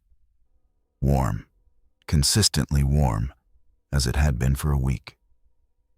The center stone sat in its position, roughly the size of a volleyball, dark basalt, water-worn. I placed my hand on it. Still warm, warmer than the soil, warmer than the air, warmer than any stone had a right to be on a cold March morning at 1,600 feet. "Let's document everything before we move it," I said. I photographed the stone from 4 angles. I measured its position relative to 3 of the perimeter stones to establish its exact center placement. I measured its dimensions roughly 9 inches in diameter, slightly oblate. I recorded the surface temperature against my palm. My estimate was 75 to 80 degrees, consistent with what I'd felt Friday night. Then I gripped the stone with both hands and lifted. It came free of the soil with a faint sucking sound, like a boot pulled from mud. The bottom surface, which I expected to be naturally rounded, since it had no ground facet like the perimeter stones, was not rounded. It was covered in a fine, white crystalline growth, dense, uniform, and structured not random mineral deposition, but a distinct layer of crystals that had formed between the stone and the soil, bonding them together. The crystals were warm to the touch and had a faintly glassy texture. Beneath where the stone had sat, the soil was different. Instead of the smooth, packed surface that characterized the rest of the clearing, there was a depression, shallow, maybe 2 inches deep, and at the bottom of the depression, the soil was darker, wetter, and it was hot. I held my hand over it and felt radiant heat strong enough to be uncomfortable at close range. "Ryan, feel this." He crouched and held his hand over the depression. He pulled it back. "That's got to be over 100 degrees. At least." I inserted the soil thermometer into the depression. The reading climbed quickly: 60, 70, 80, 90. It settled at 104 degrees Fahrenheit, 6 inches below the surface where the center stone had been sitting. 104 degrees, in ground that had no right to be above 40. I began to dig. The trowel cut through the dark soil easily for the first few inches. The material was warm, wet, and dense, with the same sterile quality as the lab samples: no roots, no organic debris, no insects. At 4 inches, the trowel hit something that wasn't soil, a layer of solid material, pale gray, smooth, warm. I switched to the pick and carefully chipped at the edge. The material was hard but brittle, and a piece the size of a silver dollar broke free. I held it up to the light. It was the crystalline mineral from the lab report. But down here, instead of being dispersed through the soil as microscopic particles, it had formed a solid plate. A continuous layer of crystal, smooth on top, rough on the bottom, perhaps a 1/4 inch thick. I dug laterally, following the plate. It extended in every direction from the center point. I exposed roughly 2 square feet of it, working carefully to avoid fragmenting the surface, and the plate continued beyond the edges of my excavation. "It's continuous," I said. "There's a solid crystalline layer under this clearing." "Under the whole clearing?" "I'd have to dig more to confirm, but it goes at least this far in every direction." I measured the depth. The plate sat about 5 inches below the surface. I tapped it with the pick handle. It produced a dull, resonant tone, not the dead thud of hitting rock, but a sound with sustain, a faint ring that lasted perhaps 2 seconds. I tapped it again, harder. The ring was clearer this time, and I felt it in my fingertips through the pick handle. A vibration. The crystal plate was resonating. Ryan, kneeling beside me, put his palm flat on the exposed surface. "It's vibrating," he said. "Constantly, very faint. You can feel it if you hold still." I placed my own palm flat on the plate. He was right. There was a continuous, extremely subtle vibration, not a pulse, not a rhythm, but a steady tremor, as if the plate were responding to some ongoing stimulus from below. I pulled out the folding shovel and began working at the edge of the plate, trying to get underneath it. The material below the plate was different again, not soil, not crystal, but something intermediate. A dense, semi-phyte mineral matrix, with the crystalline silicate woven through it in veins, like the marbling in granite. It was hot. The thermometer, pushed into this layer, read 118 degrees. At 8 inches below the plate, the shovel struck something that flexed. Not broke, not rang, flexed. The shovel blade compressed a surface that yielded slightly and then pushed back, like pressing on taut rubber. I stopped digging immediately. "Ryan." He was already looking at the hole. We both stared at what the shovel had revealed. Below the mineral matrix, there was a surface smooth, dark, slightly yielding, that was not soil, not crystal, not rock. It had a texture that my hands refused to categorize. Not quite organic, not quite mineral. Warm, the heat was rising from it in steady waves that I could feel on my face when I leaned over the excavation. I pressed my fingertip against it. The surface was firm but gave slightly under pressure, then returned to its original shape when I released. Like touching the skin of a drum, like touching something alive. My radio crackled. Gerald's voice, tight and controlled. "Ashcroft, Ryan, I need you to come down. Now." I keyed the radio. "What's wrong?" "Just come down, quickly." Ryan and I looked at each other. I placed the center stone back in the depression, an instinct I didn't examine at the time. and we packed the tools and started down the slope. We moved fast, not running but not conserving energy either. And we reached the trailhead in 25 minutes. Gerald was standing outside his truck, and he wasn't alone. Jim Harlan, the police chief, was leaning against a patrol vehicle parked behind Gerald's truck. He was a big man, mid-60s, with the weathered face and deliberate movements of someone who'd spent a career in a small town where authority rested on personal relationships rather than institutional power. "Chief Harlan," I said. "Dale Caden called me this morning," Harlan said.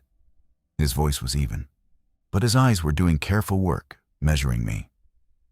"He told me you'd been to see him. He told me what you're doing up there.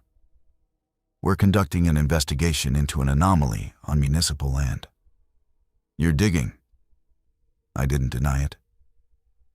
We excavated beneath the center stone at one of the clearings. We found a crystalline mineral layer approximately 5 inches below the surface, and beneath that, a substrate we can't identify. Harlan looked at Gerald. "I told you to leave it alone." Gerald said nothing. His face was tight. Harlan turned back to me. "Mr. Ashcroft, I'm going to ask you a question, and I'd appreciate an honest answer. In your professional judgment, does anything you've found up there represent an immediate threat to public safety?" I considered the question carefully. "No. The closed section is inaccessible to the public. The thermal anomaly is localized. There's no evidence of toxic materials, structural hazards, or dangerous wildlife activity. The immediate risk to public safety is minimal. Then I'm asking you, professionally and personally, to stop digging." "On what authority?" "On the authority of a man who's been keeping this town running for 30 years, and who's asking you to trust that some things are better monitored than excavated." He paused. "Dale Caden's family has been watching that slope for 100 years. They've managed it by leaving it alone. Whatever's up there, it cycles. It comes and it goes. Every time someone's tried to interfere with it, and Dale says his grandfather tried once, in 1912, the activity increases. More circles, faster expansion of the dead zone. You've been up there for a week, and there are already 6 circles where there were 5. Dale says that's the most that have ever appeared this fast." I stood in the parking lot and felt the weight of what Harlan was saying settle against the weight of what I'd found. A vibrating crystalline plate. A yielding subsurface that flexed like something alive. 118 degrees, 6 inches below the surface of a temperate forest floor. "Chief, there's something under that ground that doesn't match any geological formation I've ever encountered. It's generating heat. It's producing an unidentified mineral, and it may be expanding. I have a professional obligation. Your professional obligation is to federal land. This is municipal land, Gerald's jurisdiction, and Gerald's going to ask you to stand down." I looked at Gerald. He met my eyes, and I could see the conflict in him, the desire to understand, fighting the pressure to defer, the curiosity fighting the caution, the new knowledge fighting the old authority. "I'm sorry," Gerald said. "Jim's right. I can't authorize further excavation without council approval, and I'm not going to get council approval without explaining what we've found. And I'm not ready to explain what we've found." I stood in that parking lot for a long time after Gerald said those words. The morning was still bright, the kind of clean March light that makes everything in the Pacific Northwest look like it was carved from new wood. And the forest above town rose in its unbroken green wall the way it had for decades, keeping whatever it kept. Ryan was standing by his truck, arms crossed, watching me. He hadn't said a word since we'd come down from the clearing. His silence wasn't passive. It was loaded. The silence of a man holding a position he hadn't yet been asked to state. Harlan nodded once, as if the matter were settled. and got into his patrol vehicle. He rolled the window down before he pulled away. "I appreciate what you've done here, Mr. Ashcroft. I mean that. But this isn't a federal investigation, and it isn't a public safety emergency. It's a local matter, and local matters get handled locally." He drove away. Gerald stood on the gravel with his hands in his pockets, not meeting my eyes. I recognized the posture. I'd seen it in dozens of land managers over the years, the physical stance of a man who knows he just chose the path of least resistance and isn't proud of it, but isn't willing to reverse it either. "Gerald," I said, "I'm not going to fight you on jurisdiction. You're right that this is your land and your call. But I want you to understand what we found down there." "I heard what you found." "You heard me describe it. That's different from understanding it. There is a crystalline layer under that clearing that doesn't match any known mineral. Beneath that layer, there is a surface that flexes under pressure like a membrane. It's generating heat well above ambient ground temperature. It's producing a mineral compound that a university geologist cannot identify. And, according to Dale Caden's family records, the bare zone above the clearings has been growing for 100 years and is currently growing faster than at any point in the documented history." Gerald looked at the ground. "If this were on federal land," I continued, "I would be obligated to file an anomaly report, request a geological survey, and restrict access until the phenomenon was characterized. I can't compel you to do any of those things. But I can tell you that walking away from this doesn't make it stop. It just means no one's watching." Gerald nodded slowly. I know that." He looked up at the ridge. "Give me some time. Let me think about this. Let me talk to the council, not about all of it, but about authorizing a geological assessment of the upper section. I can frame it as due diligence related to the closure. Soil stability, slope assessment, something routine. If I can get authorization for a professional survey, I'll bring you back in." It was a reasonable compromise. It was also, I suspected, a way to buy time without committing to action. But I'd worked in government long enough to know that reasonable compromises were sometimes the only door that stayed open. "All right," I said, "but I want the camera to stay up. If this is a cycle, the luminosity events are data we can collect passively, without digging anything. No excavation, no interference, just observation." Gerald agreed. Ryan would swap the camera battery every 2 days, and I would review the images weekly. Gerald would pursue the council authorization on his own timeline. I would return to my district and wait. I shook Gerald's hand. I shook Ryan's hand. I got in my truck and drove north. I don't remember much about the drive back to my office. I know the highway followed the Umpqua River for a stretch, and I know the river was running high and green with snowmelt. And I know I wasn't seeing any of it. I was seeing the hole in the ground, the crystalline plate, the dark surface that pushed back against the shovel blade, like something with tension in it. The heat rising from a depth that should have been cold. I've been a ranger for most of my adult life. I've walked ground that most people never see. I've encountered things that were hard to explain, animal behavior that didn't match the literature, weather that moved wrong, places where compasses wandered and radios went silent for reasons no technician could identify. I've learned to hold those experiences at arm's length, file them under Unexplained, and continue doing my job. It's a professional skill.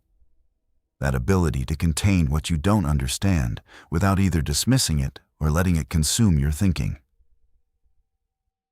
But what I'd felt under my fingertip in that excavation, the yielding surface, the warmth, the sense of something present beneath the mineral layer that was different. It wasn't unexplained in the way a compass anomaly is unexplained, where you know the answer exists in some branch of physics you haven't studied. It was unexplained in a way that felt like the explanation, if it existed, would require a vocabulary I didn't possess and might not want to learn. I got back to my office Tuesday evening and wrote up my notes in a detailed field report that I filed in my personal records rather than the district system. I included the measurements, the photographs, the soil analysis, the camera images, the temperature data, the historical account from Dale Caden, and my own observations from the overnight surveillance and the excavation. I marked the file with a date and a location and put it in the bottom drawer of my desk. Then called my colleague at the university lab and asked about the crystalline mineral subsamples she'd sent to the geology department. She said they'd gotten back to her that afternoon. The geologists had analyzed the crystal structure using X-ray diffraction and confirmed it was a silicate, but the lattice geometry didn't correspond to any documented silicate mineral. The crystal was ordered, meaning it wasn't amorphous glass, but its symmetry group was unusual. The closest match in the literature was a family of synthetic silicates that had been produced in laboratory conditions at high temperatures and pressures. The geologist's conclusion was that the sample was either an extremely rare natural mineral or a contaminant from an industrial process. I asked her if there was any record of industrial activity on the site. She said I'd told her it was a municipal forestry parcel. "It is," I said. "It's been second-growth timber since the 1930s. No industry, no mining, no development." There was a pause on the line. "Then I don't know what to tell you. This mineral shouldn't be in a forest soil profile. It forms under conditions that don't exist at the surface." "What conditions?" "High pressure, sustained heat. The geologists estimated formation temperature at over 300 degrees Celsius. That's deep crust conditions, not topsoil."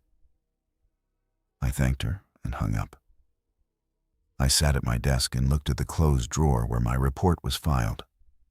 300 degrees Celsius, nearly 600 degrees Fahrenheit. A mineral forming in the top 6 inches of a forest floor under conditions that belong miles underground. The following week, I received the first batch of camera images from Ryan. He'd been swapping batteries every 2 days, as agreed, and mailing me the memory cards in padded envelopes. I reviewed them on my office computer in the evenings. The luminosity events were consistent. Every night, between approximately 11:15 and 11:50 p.m., the bench clearing glowed. The duration varied slightly, 9 to 13 minutes, but the character was identical to what I'd captured the first time. Diffuse light concentrated at the 14 perimeter stones, dimmer between them, absent at the center.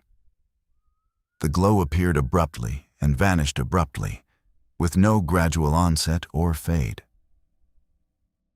In the second week's images, something changed.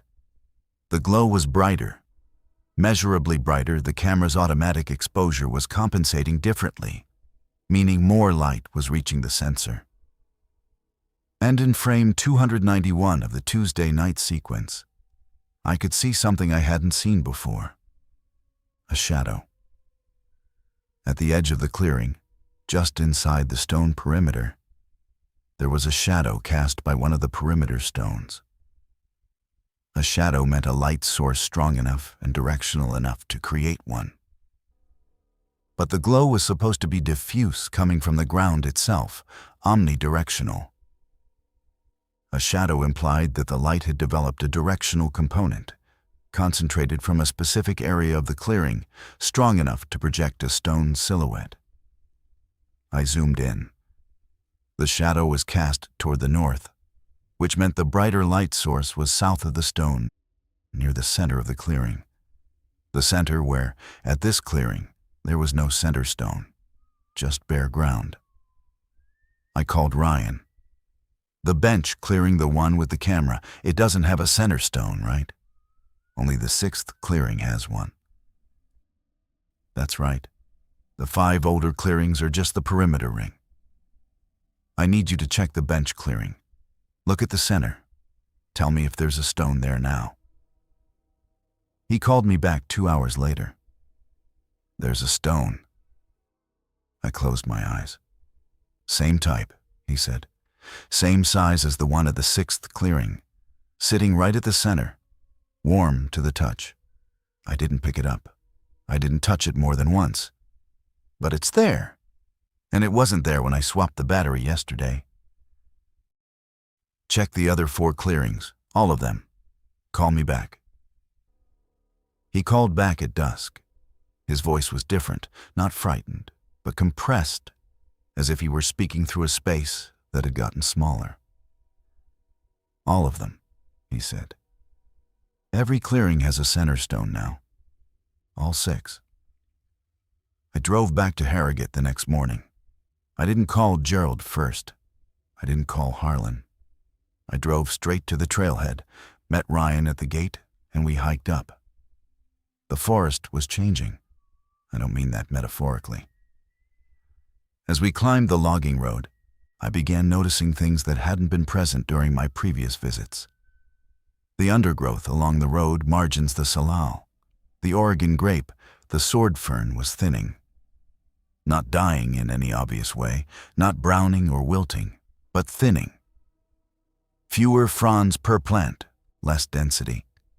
As if the vegetation were slowly being edited, each plant losing a percentage of its biomass without any visible cause. Ryan saw me looking and nodded. Started about a week ago. I thought it was a late frost effect at first, but the temperature hasn't dropped below 32 since February. How far does it extend? It follows the clearings. The closer you get to any of the 6 sites, the thinner the understory. Directly around the clearings, within maybe 20 feet, some of the fern is gone completely. We visited each clearing in turn. Everyone now had a center stone, dark basalt, volleyball-sized, naturally rounded, warm to the touch, sitting at the precise geometric center of its circle. The perimeter stones remained in their positions, radially oriented, facets down. The soil inside each clearing was warm and dry, despite 2 days of intermittent rain. At the bench clearing, I retrieved the camera and checked the recent images on the spot, scrolling through them on the camera's small LCD screen. The luminosity events had continued every night, and the brightness was still increasing. In the most recent images, the glow was strong enough to illuminate the undersides of the lowest tree branches above the clearing. And, at the center of each glow event, there was now a distinct bright point, the center stone, radiant, brighter than the surrounding ground by a visible margin. The center stones were glowing. They were radiating heat during the day and visible light at night. And they had appeared simultaneously at all 6 clearings within a window of days. Ryan and I hiked up to the bare patch. It was larger, significantly larger. I paced it, roughly 65 feet at its widest point, and the boundary had shifted from indistinct to sharp. The transition from living forest floor to dead soil now happened over a distance of less than 2 feet. Inside the bare zone, the soil had the same faint crystalline sheen I'd noticed in the clearings.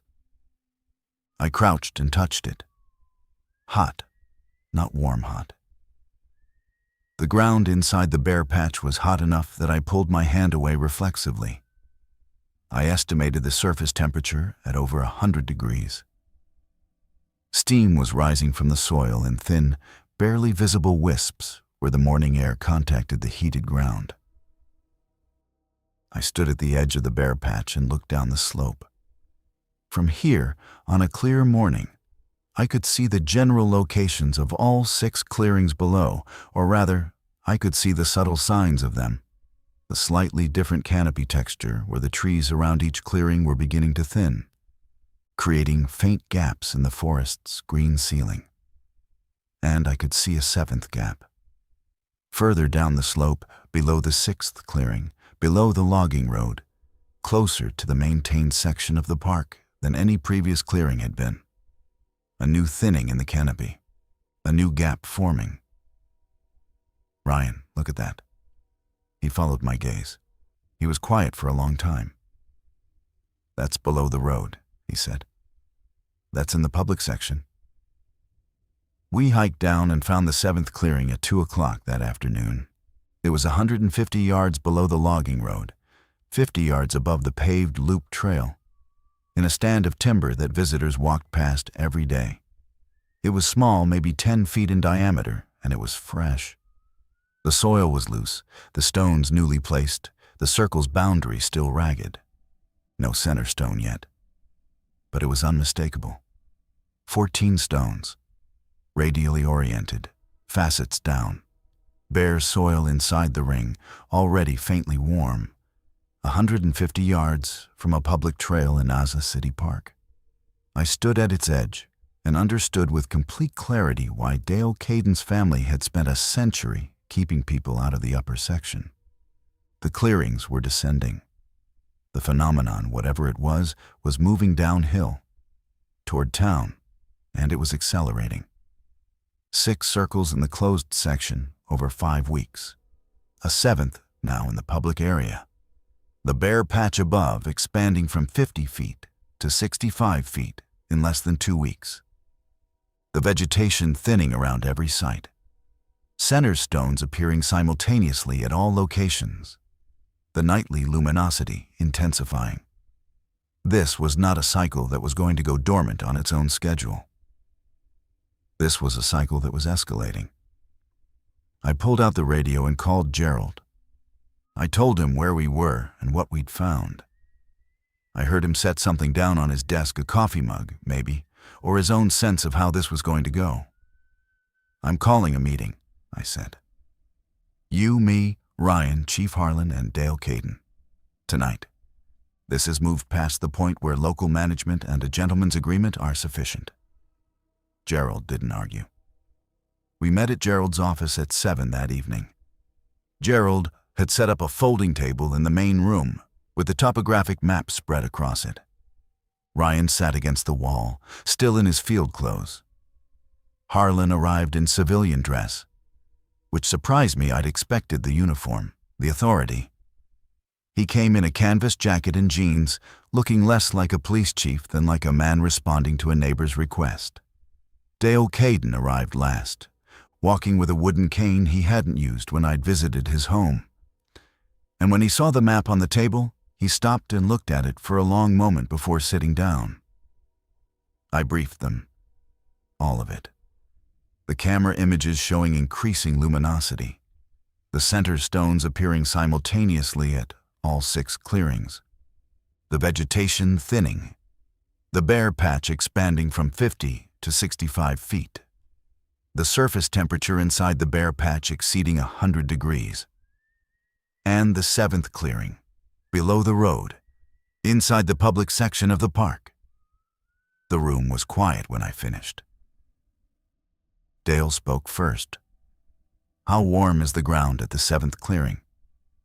"Slightly above ambient when we found it today. Maybe a 5-degree differential. It's new. It will get warmer. They all do." He looked at the map, tracing the slope with his finger. In 1942, when there were 5 circles, they were all above the 1,800-foot line. In 1996, with 3 circles, they were between 15 and 1,700. Now you have 7, and the lowest is below 1,300. It's never been that low. Harlan leaned forward. "Dale, in all the time your family's watched this, has it ever come down into the park?" "No. The closure line at 1,200 feet was conservative. My father thought the activity would never descend below 1,500. He was wrong, apparently." "Can we close the whole park?" I asked Gerald. "On what grounds? I'd need to give the council a reason. Soil contamination? Geothermal hazard? I don't have test results that would justify it. I have a ranger's field notes and a retired parks director's family stories. You have a zone of ground that's over 100 degrees in a public forest, I said. That's a burn hazard. Gerald nodded slowly. I could close the upper trail system for maintenance. That's within my authority. That would keep people away from the 7th clearing and everything above it. I can't close the lower trails without council approval. Do it tomorrow. I will. Harlan looked at me. What are you actually recommending here, Mr. Ashcroft? I'm recommending 3 things. First, close the upper trails immediately. Gerald can do that.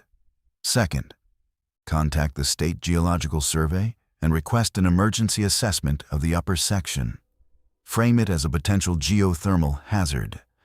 That gets professionals on site with proper equipment, ground temperature monitoring, soil gas sampling, subsurface imaging, without requiring anyone to say anything about circles or stones.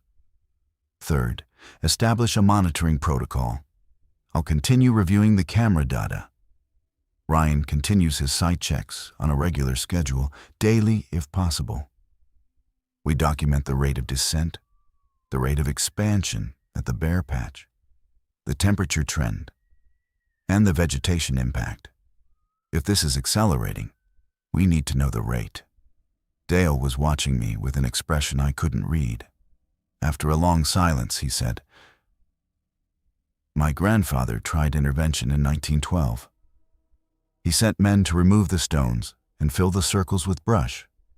Within 2 weeks, the circles had reformed in the same locations. The brush had been expelled, and 2 new circles had appeared that weren't there before. He tried again in 1913. Same result. More circles, faster expansion. He stopped trying after that." "I'm not recommending intervention," I said. "I'm recommending observation and professional assessment. There's a difference." "Is there?" Dale said. "You already dug into it. You removed the center stone.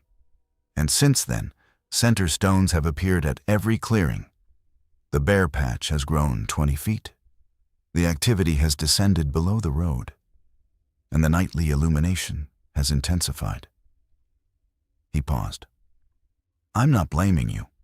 I'm pointing out a correlation." I didn't have a response to that. The correlation was real. I'd excavated the center stone on Wednesday, and the escalation since then had been marked.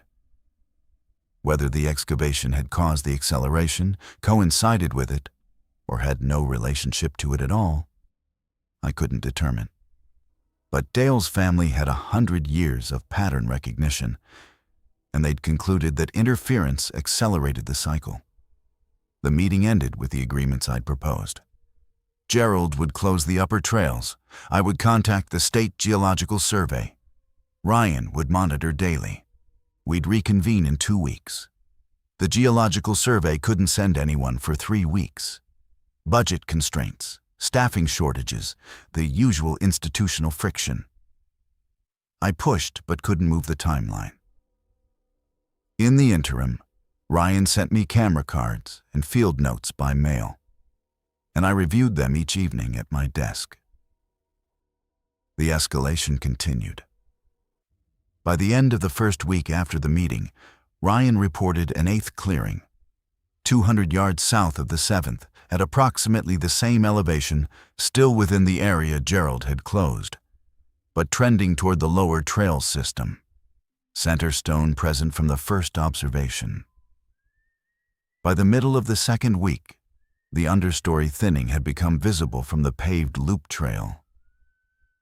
A section of forest above the path that had been dense fern and salal was now sparse enough to see the ground through it.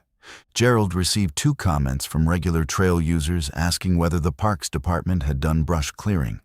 The camera images showed luminosity events every night, growing brighter, lasting longer up to 18 minutes in the most recent sequence.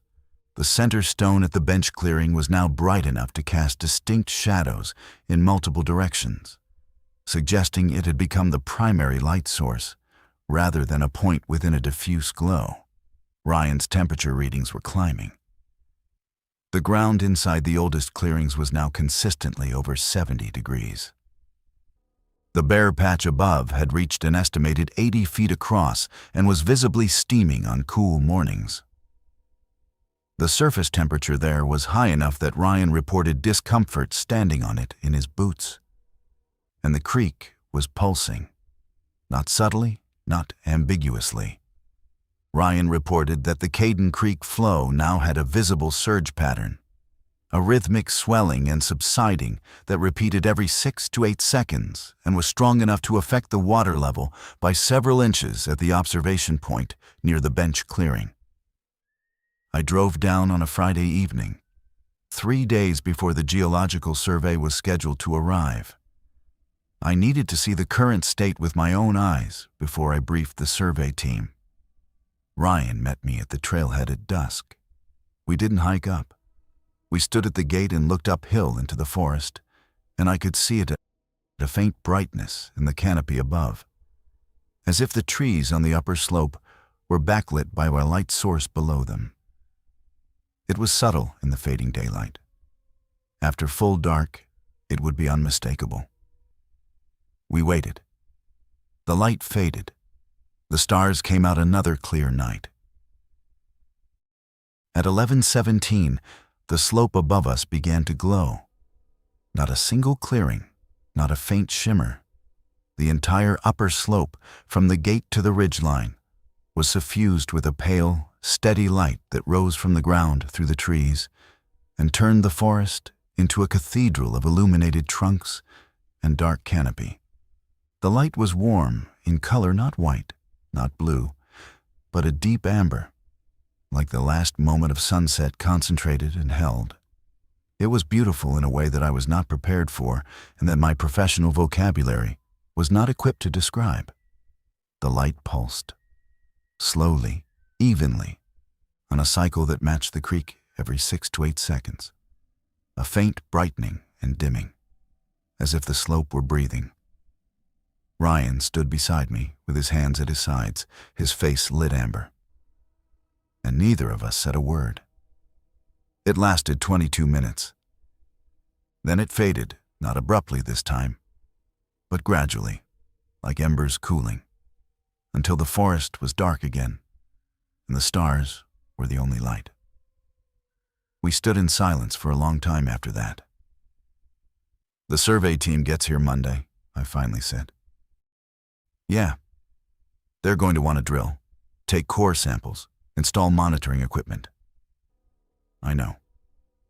Ryan turned and looked at me. In the starlight, his expression was calm, but weighted. "You remember what Dale said about interference?" "I remember." "And you saw what that slope just did." "I saw it." "That's not geology, Ashcroft. I don't know what it is. But I've walked this forest for 11 years, and that's not something the ground does." I didn't argue with him. I couldn't. What I'd just watched was not consistent with any geological process I'd encountered, studied, or read about. Geothermal activity produces heat, produces steam, produces mineral deposits, but it does not produce structured light that pulses on a biological rhythm across an entire forested slope. It does not produce perfect circles of bare soil with radially oriented stones. It does not place objects at geometric centers during intervals when no human is present. "I'll talk to the survey team," I said. "I'll brief them on the thermal anomaly and the mineral findings. I'll recommend non-invasive assessment first, surface temperature mapping, soil gas analysis, seismic monitoring. No drilling unless the initial results justify it." "And if they want to drill anyway?" "Then Gerald decides. It's his land." Ryan nodded. He looked up the slope one more time, at the dark trees standing over whatever lay beneath them. And then he turned and walked to his truck. The geological survey team arrived Monday morning. 3 people, a field geologist, a geophysicist, and a technician. I briefed them at Gerald's office, presenting the thermal data, the soil analysis, the mineral findings, and the university lab's characterization of the unidentified crystalline silicate. I described the bare patch and its expansion rate. I framed everything in terms of a potential geothermal anomaly requiring characterization. I did not mention the circles. I did not mention the stones. I did not mention the light. I made that decision on the drive down Sunday night, and I made it deliberately. The Geological Survey needed to approach the site with clean eyes, looking for what their instruments could measure rather than what my account might predispose them to interpret. If the thermal anomaly had a geological explanation, they would find it. If it didn't, their inability to explain it would carry more weight than my inability to explain it. Gerald closed the entire park for the week of the survey, citing maintenance and safety assessment. The survey team spent 4 days on the slope. They mapped surface temperatures across the upper section using infrared sensors. They collected soil gas samples at 20 locations. They installed 3 temporary seismometers. They took core samples at 2 points near the bare patch shallow cores, 6 feet deep, using a hand-driven coring tool rather than a drill rig. I was present for most of their field work but stayed back, letting them work unguided. They found the clearings on their own. Of course, you couldn't miss them. 8 bare circles with stone rings scattered across the slope. The field geologist photographed them extensively and asked Gerald if they were some kind of art installation. Gerald said he didn't know what they were. The survey team's preliminary findings, delivered verbally on Thursday afternoon before they left to process their data, were as follows. The thermal anomaly was real and extensive. Surface temperatures across the upper section were elevated by 5 to 20 degrees above expected values, with the highest readings at the bare patch and the clearings. Soil gas analysis showed elevated carbon dioxide concentrations in the upper section, but no hydrogen sulfide and no detectable volcanic gases, which argued against conventional geothermal activity. The seismometers had recorded continuous low-amplitude ground vibration across a frequency range of 2 to 8 Hz, consistent with what Ryan and I had felt as the plate's resonance and what I'd experienced as the infrasonic pressure event during the overnight surveillance. The core samples were the most significant finding. The field geologist told us, in careful language, that the cores showed a normal soil profile for the first 18 inches, transitioning to a dense mineral layer composed primarily of an unidentified crystalline silicate, confirming the university lab's findings, and that below the mineral layer, at a depth of approximately 24 inches, the coring tool had encountered a material they could not characterize in the field. The material was dense, slightly flexible, warm, and appeared to be continuous. The core could not penetrate it. "What do you think it is?" Gerald asked. The geologist paused. "Honestly, I don't know. It doesn't behave like any geological substrate I've encountered. It's nodite. It's notite. It's notite. It's too warm to be a clay layer. It has physical properties that are unusual." "Unusual how?" "It responded to the coring pressure. When we pushed the tool into it, it yielded slightly, then seemed to push back. My technician said it felt like coring into a living root mass, except there were no roots. And the temperature at that depth was over 60 degrees Celsius." She looked at Gerald, then at me. "I'd recommend a full subsurface survey, ground-penetrating radar, possibly a deeper drill program.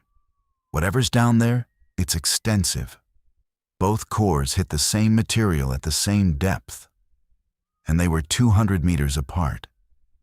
This isn't a localized feature. It underlies a significant portion of your upper slope." After the survey team left, the 4 of us, Gerald, Ryan, Dale, and I, sat in Gerald's office and didn't talk for a while. Dale broke the silence.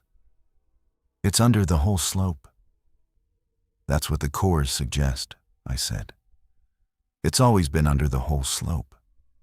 The circles, the bare patch, the heat, those are just the places where it reaches the surface. The rest of the time, it's down there. Under everything, under the trees, under the town. No one challenged him. No one could. The evidence supported exactly what he'd said. The survey team will recommend further investigation, I said.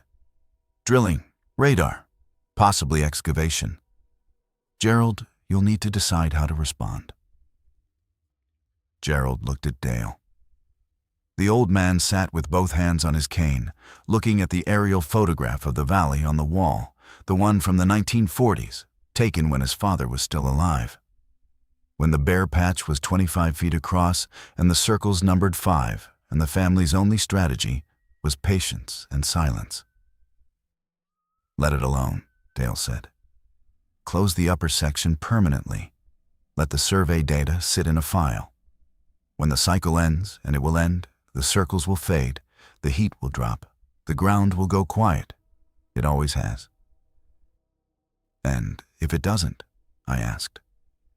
If this cycle is different, the rate of descent, the number of clearings, the temperature increase, everything you've described in previous cycles was slower and more contained than what's happening now. Dale met my eyes. Then we'll know it's different.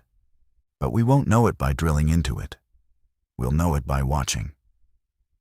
I drove home that evening and filed my final report.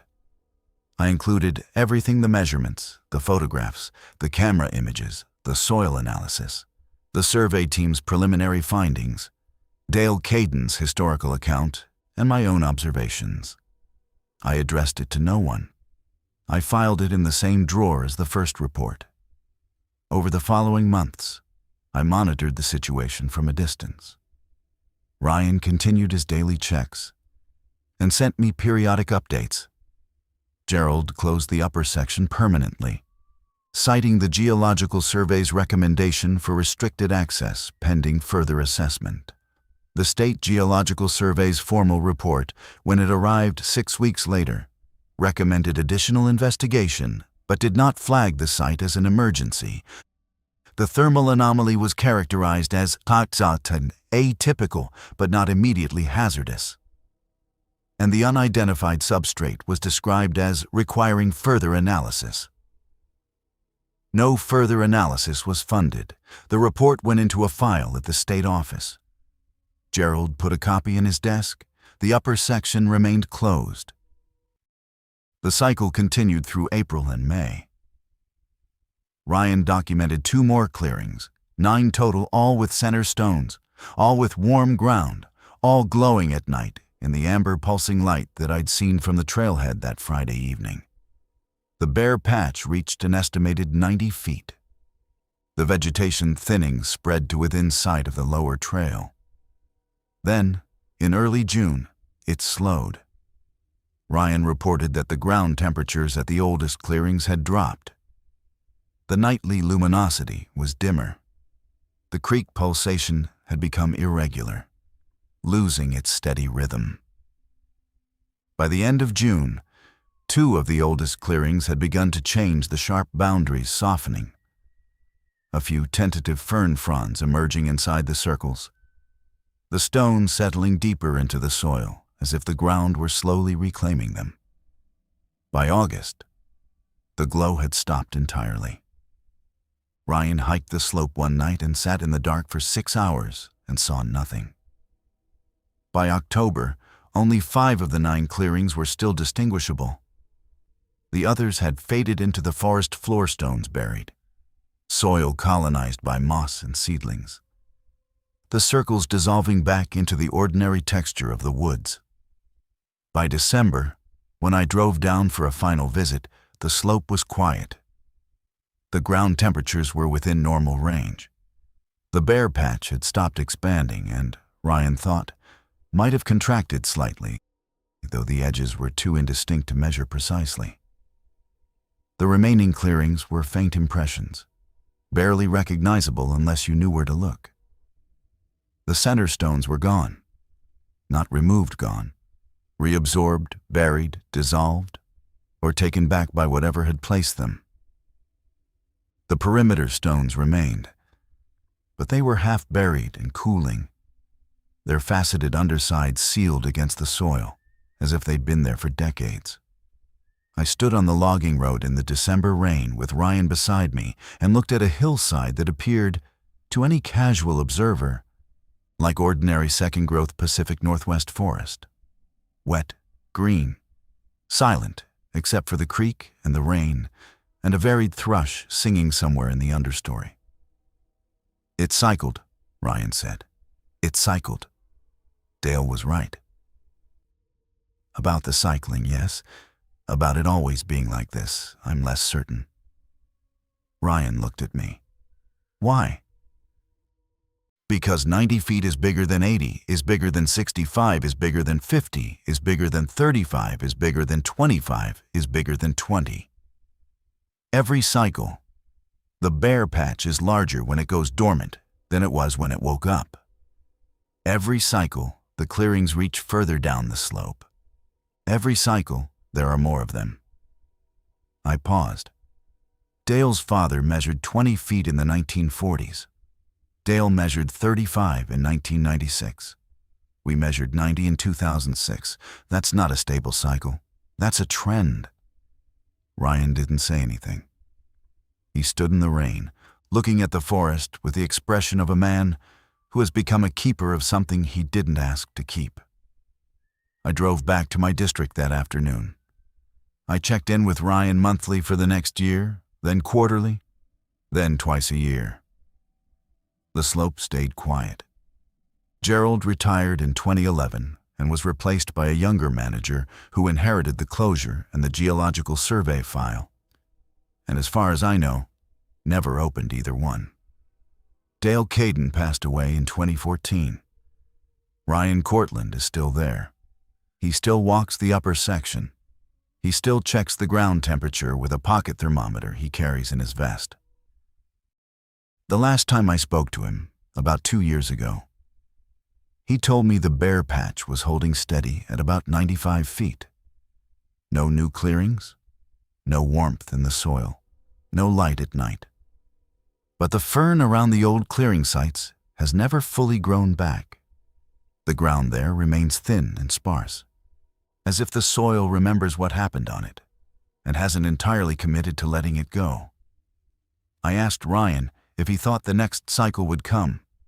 He said, "I think it's always coming. I just don't know when." Neither do I.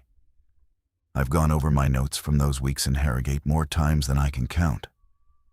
And what I keep returning to is not the crystalline mineral or the temperature readings or even the light on the slope that night, though that image lives in me as vividly as anything I've ever witnessed. What I keep returning to is the moment I pressed my fingertip into the yielding surface beneath the mineral plate and felt it push back. Not resist, not break, push back. The way a living thing adjusts to contact, the way something aware acknowledges a touch. I pulled my hand out of that hole and put the stone back, and the slope spent the next 3 months showing me what it could do. And then it stopped. And I have spent the years since wondering whether it stopped because the cycle ran its natural course, or because it had finished what it was doing, or because it decided to stop. Those are 3 very different possibilities. I only know which one I hope it is.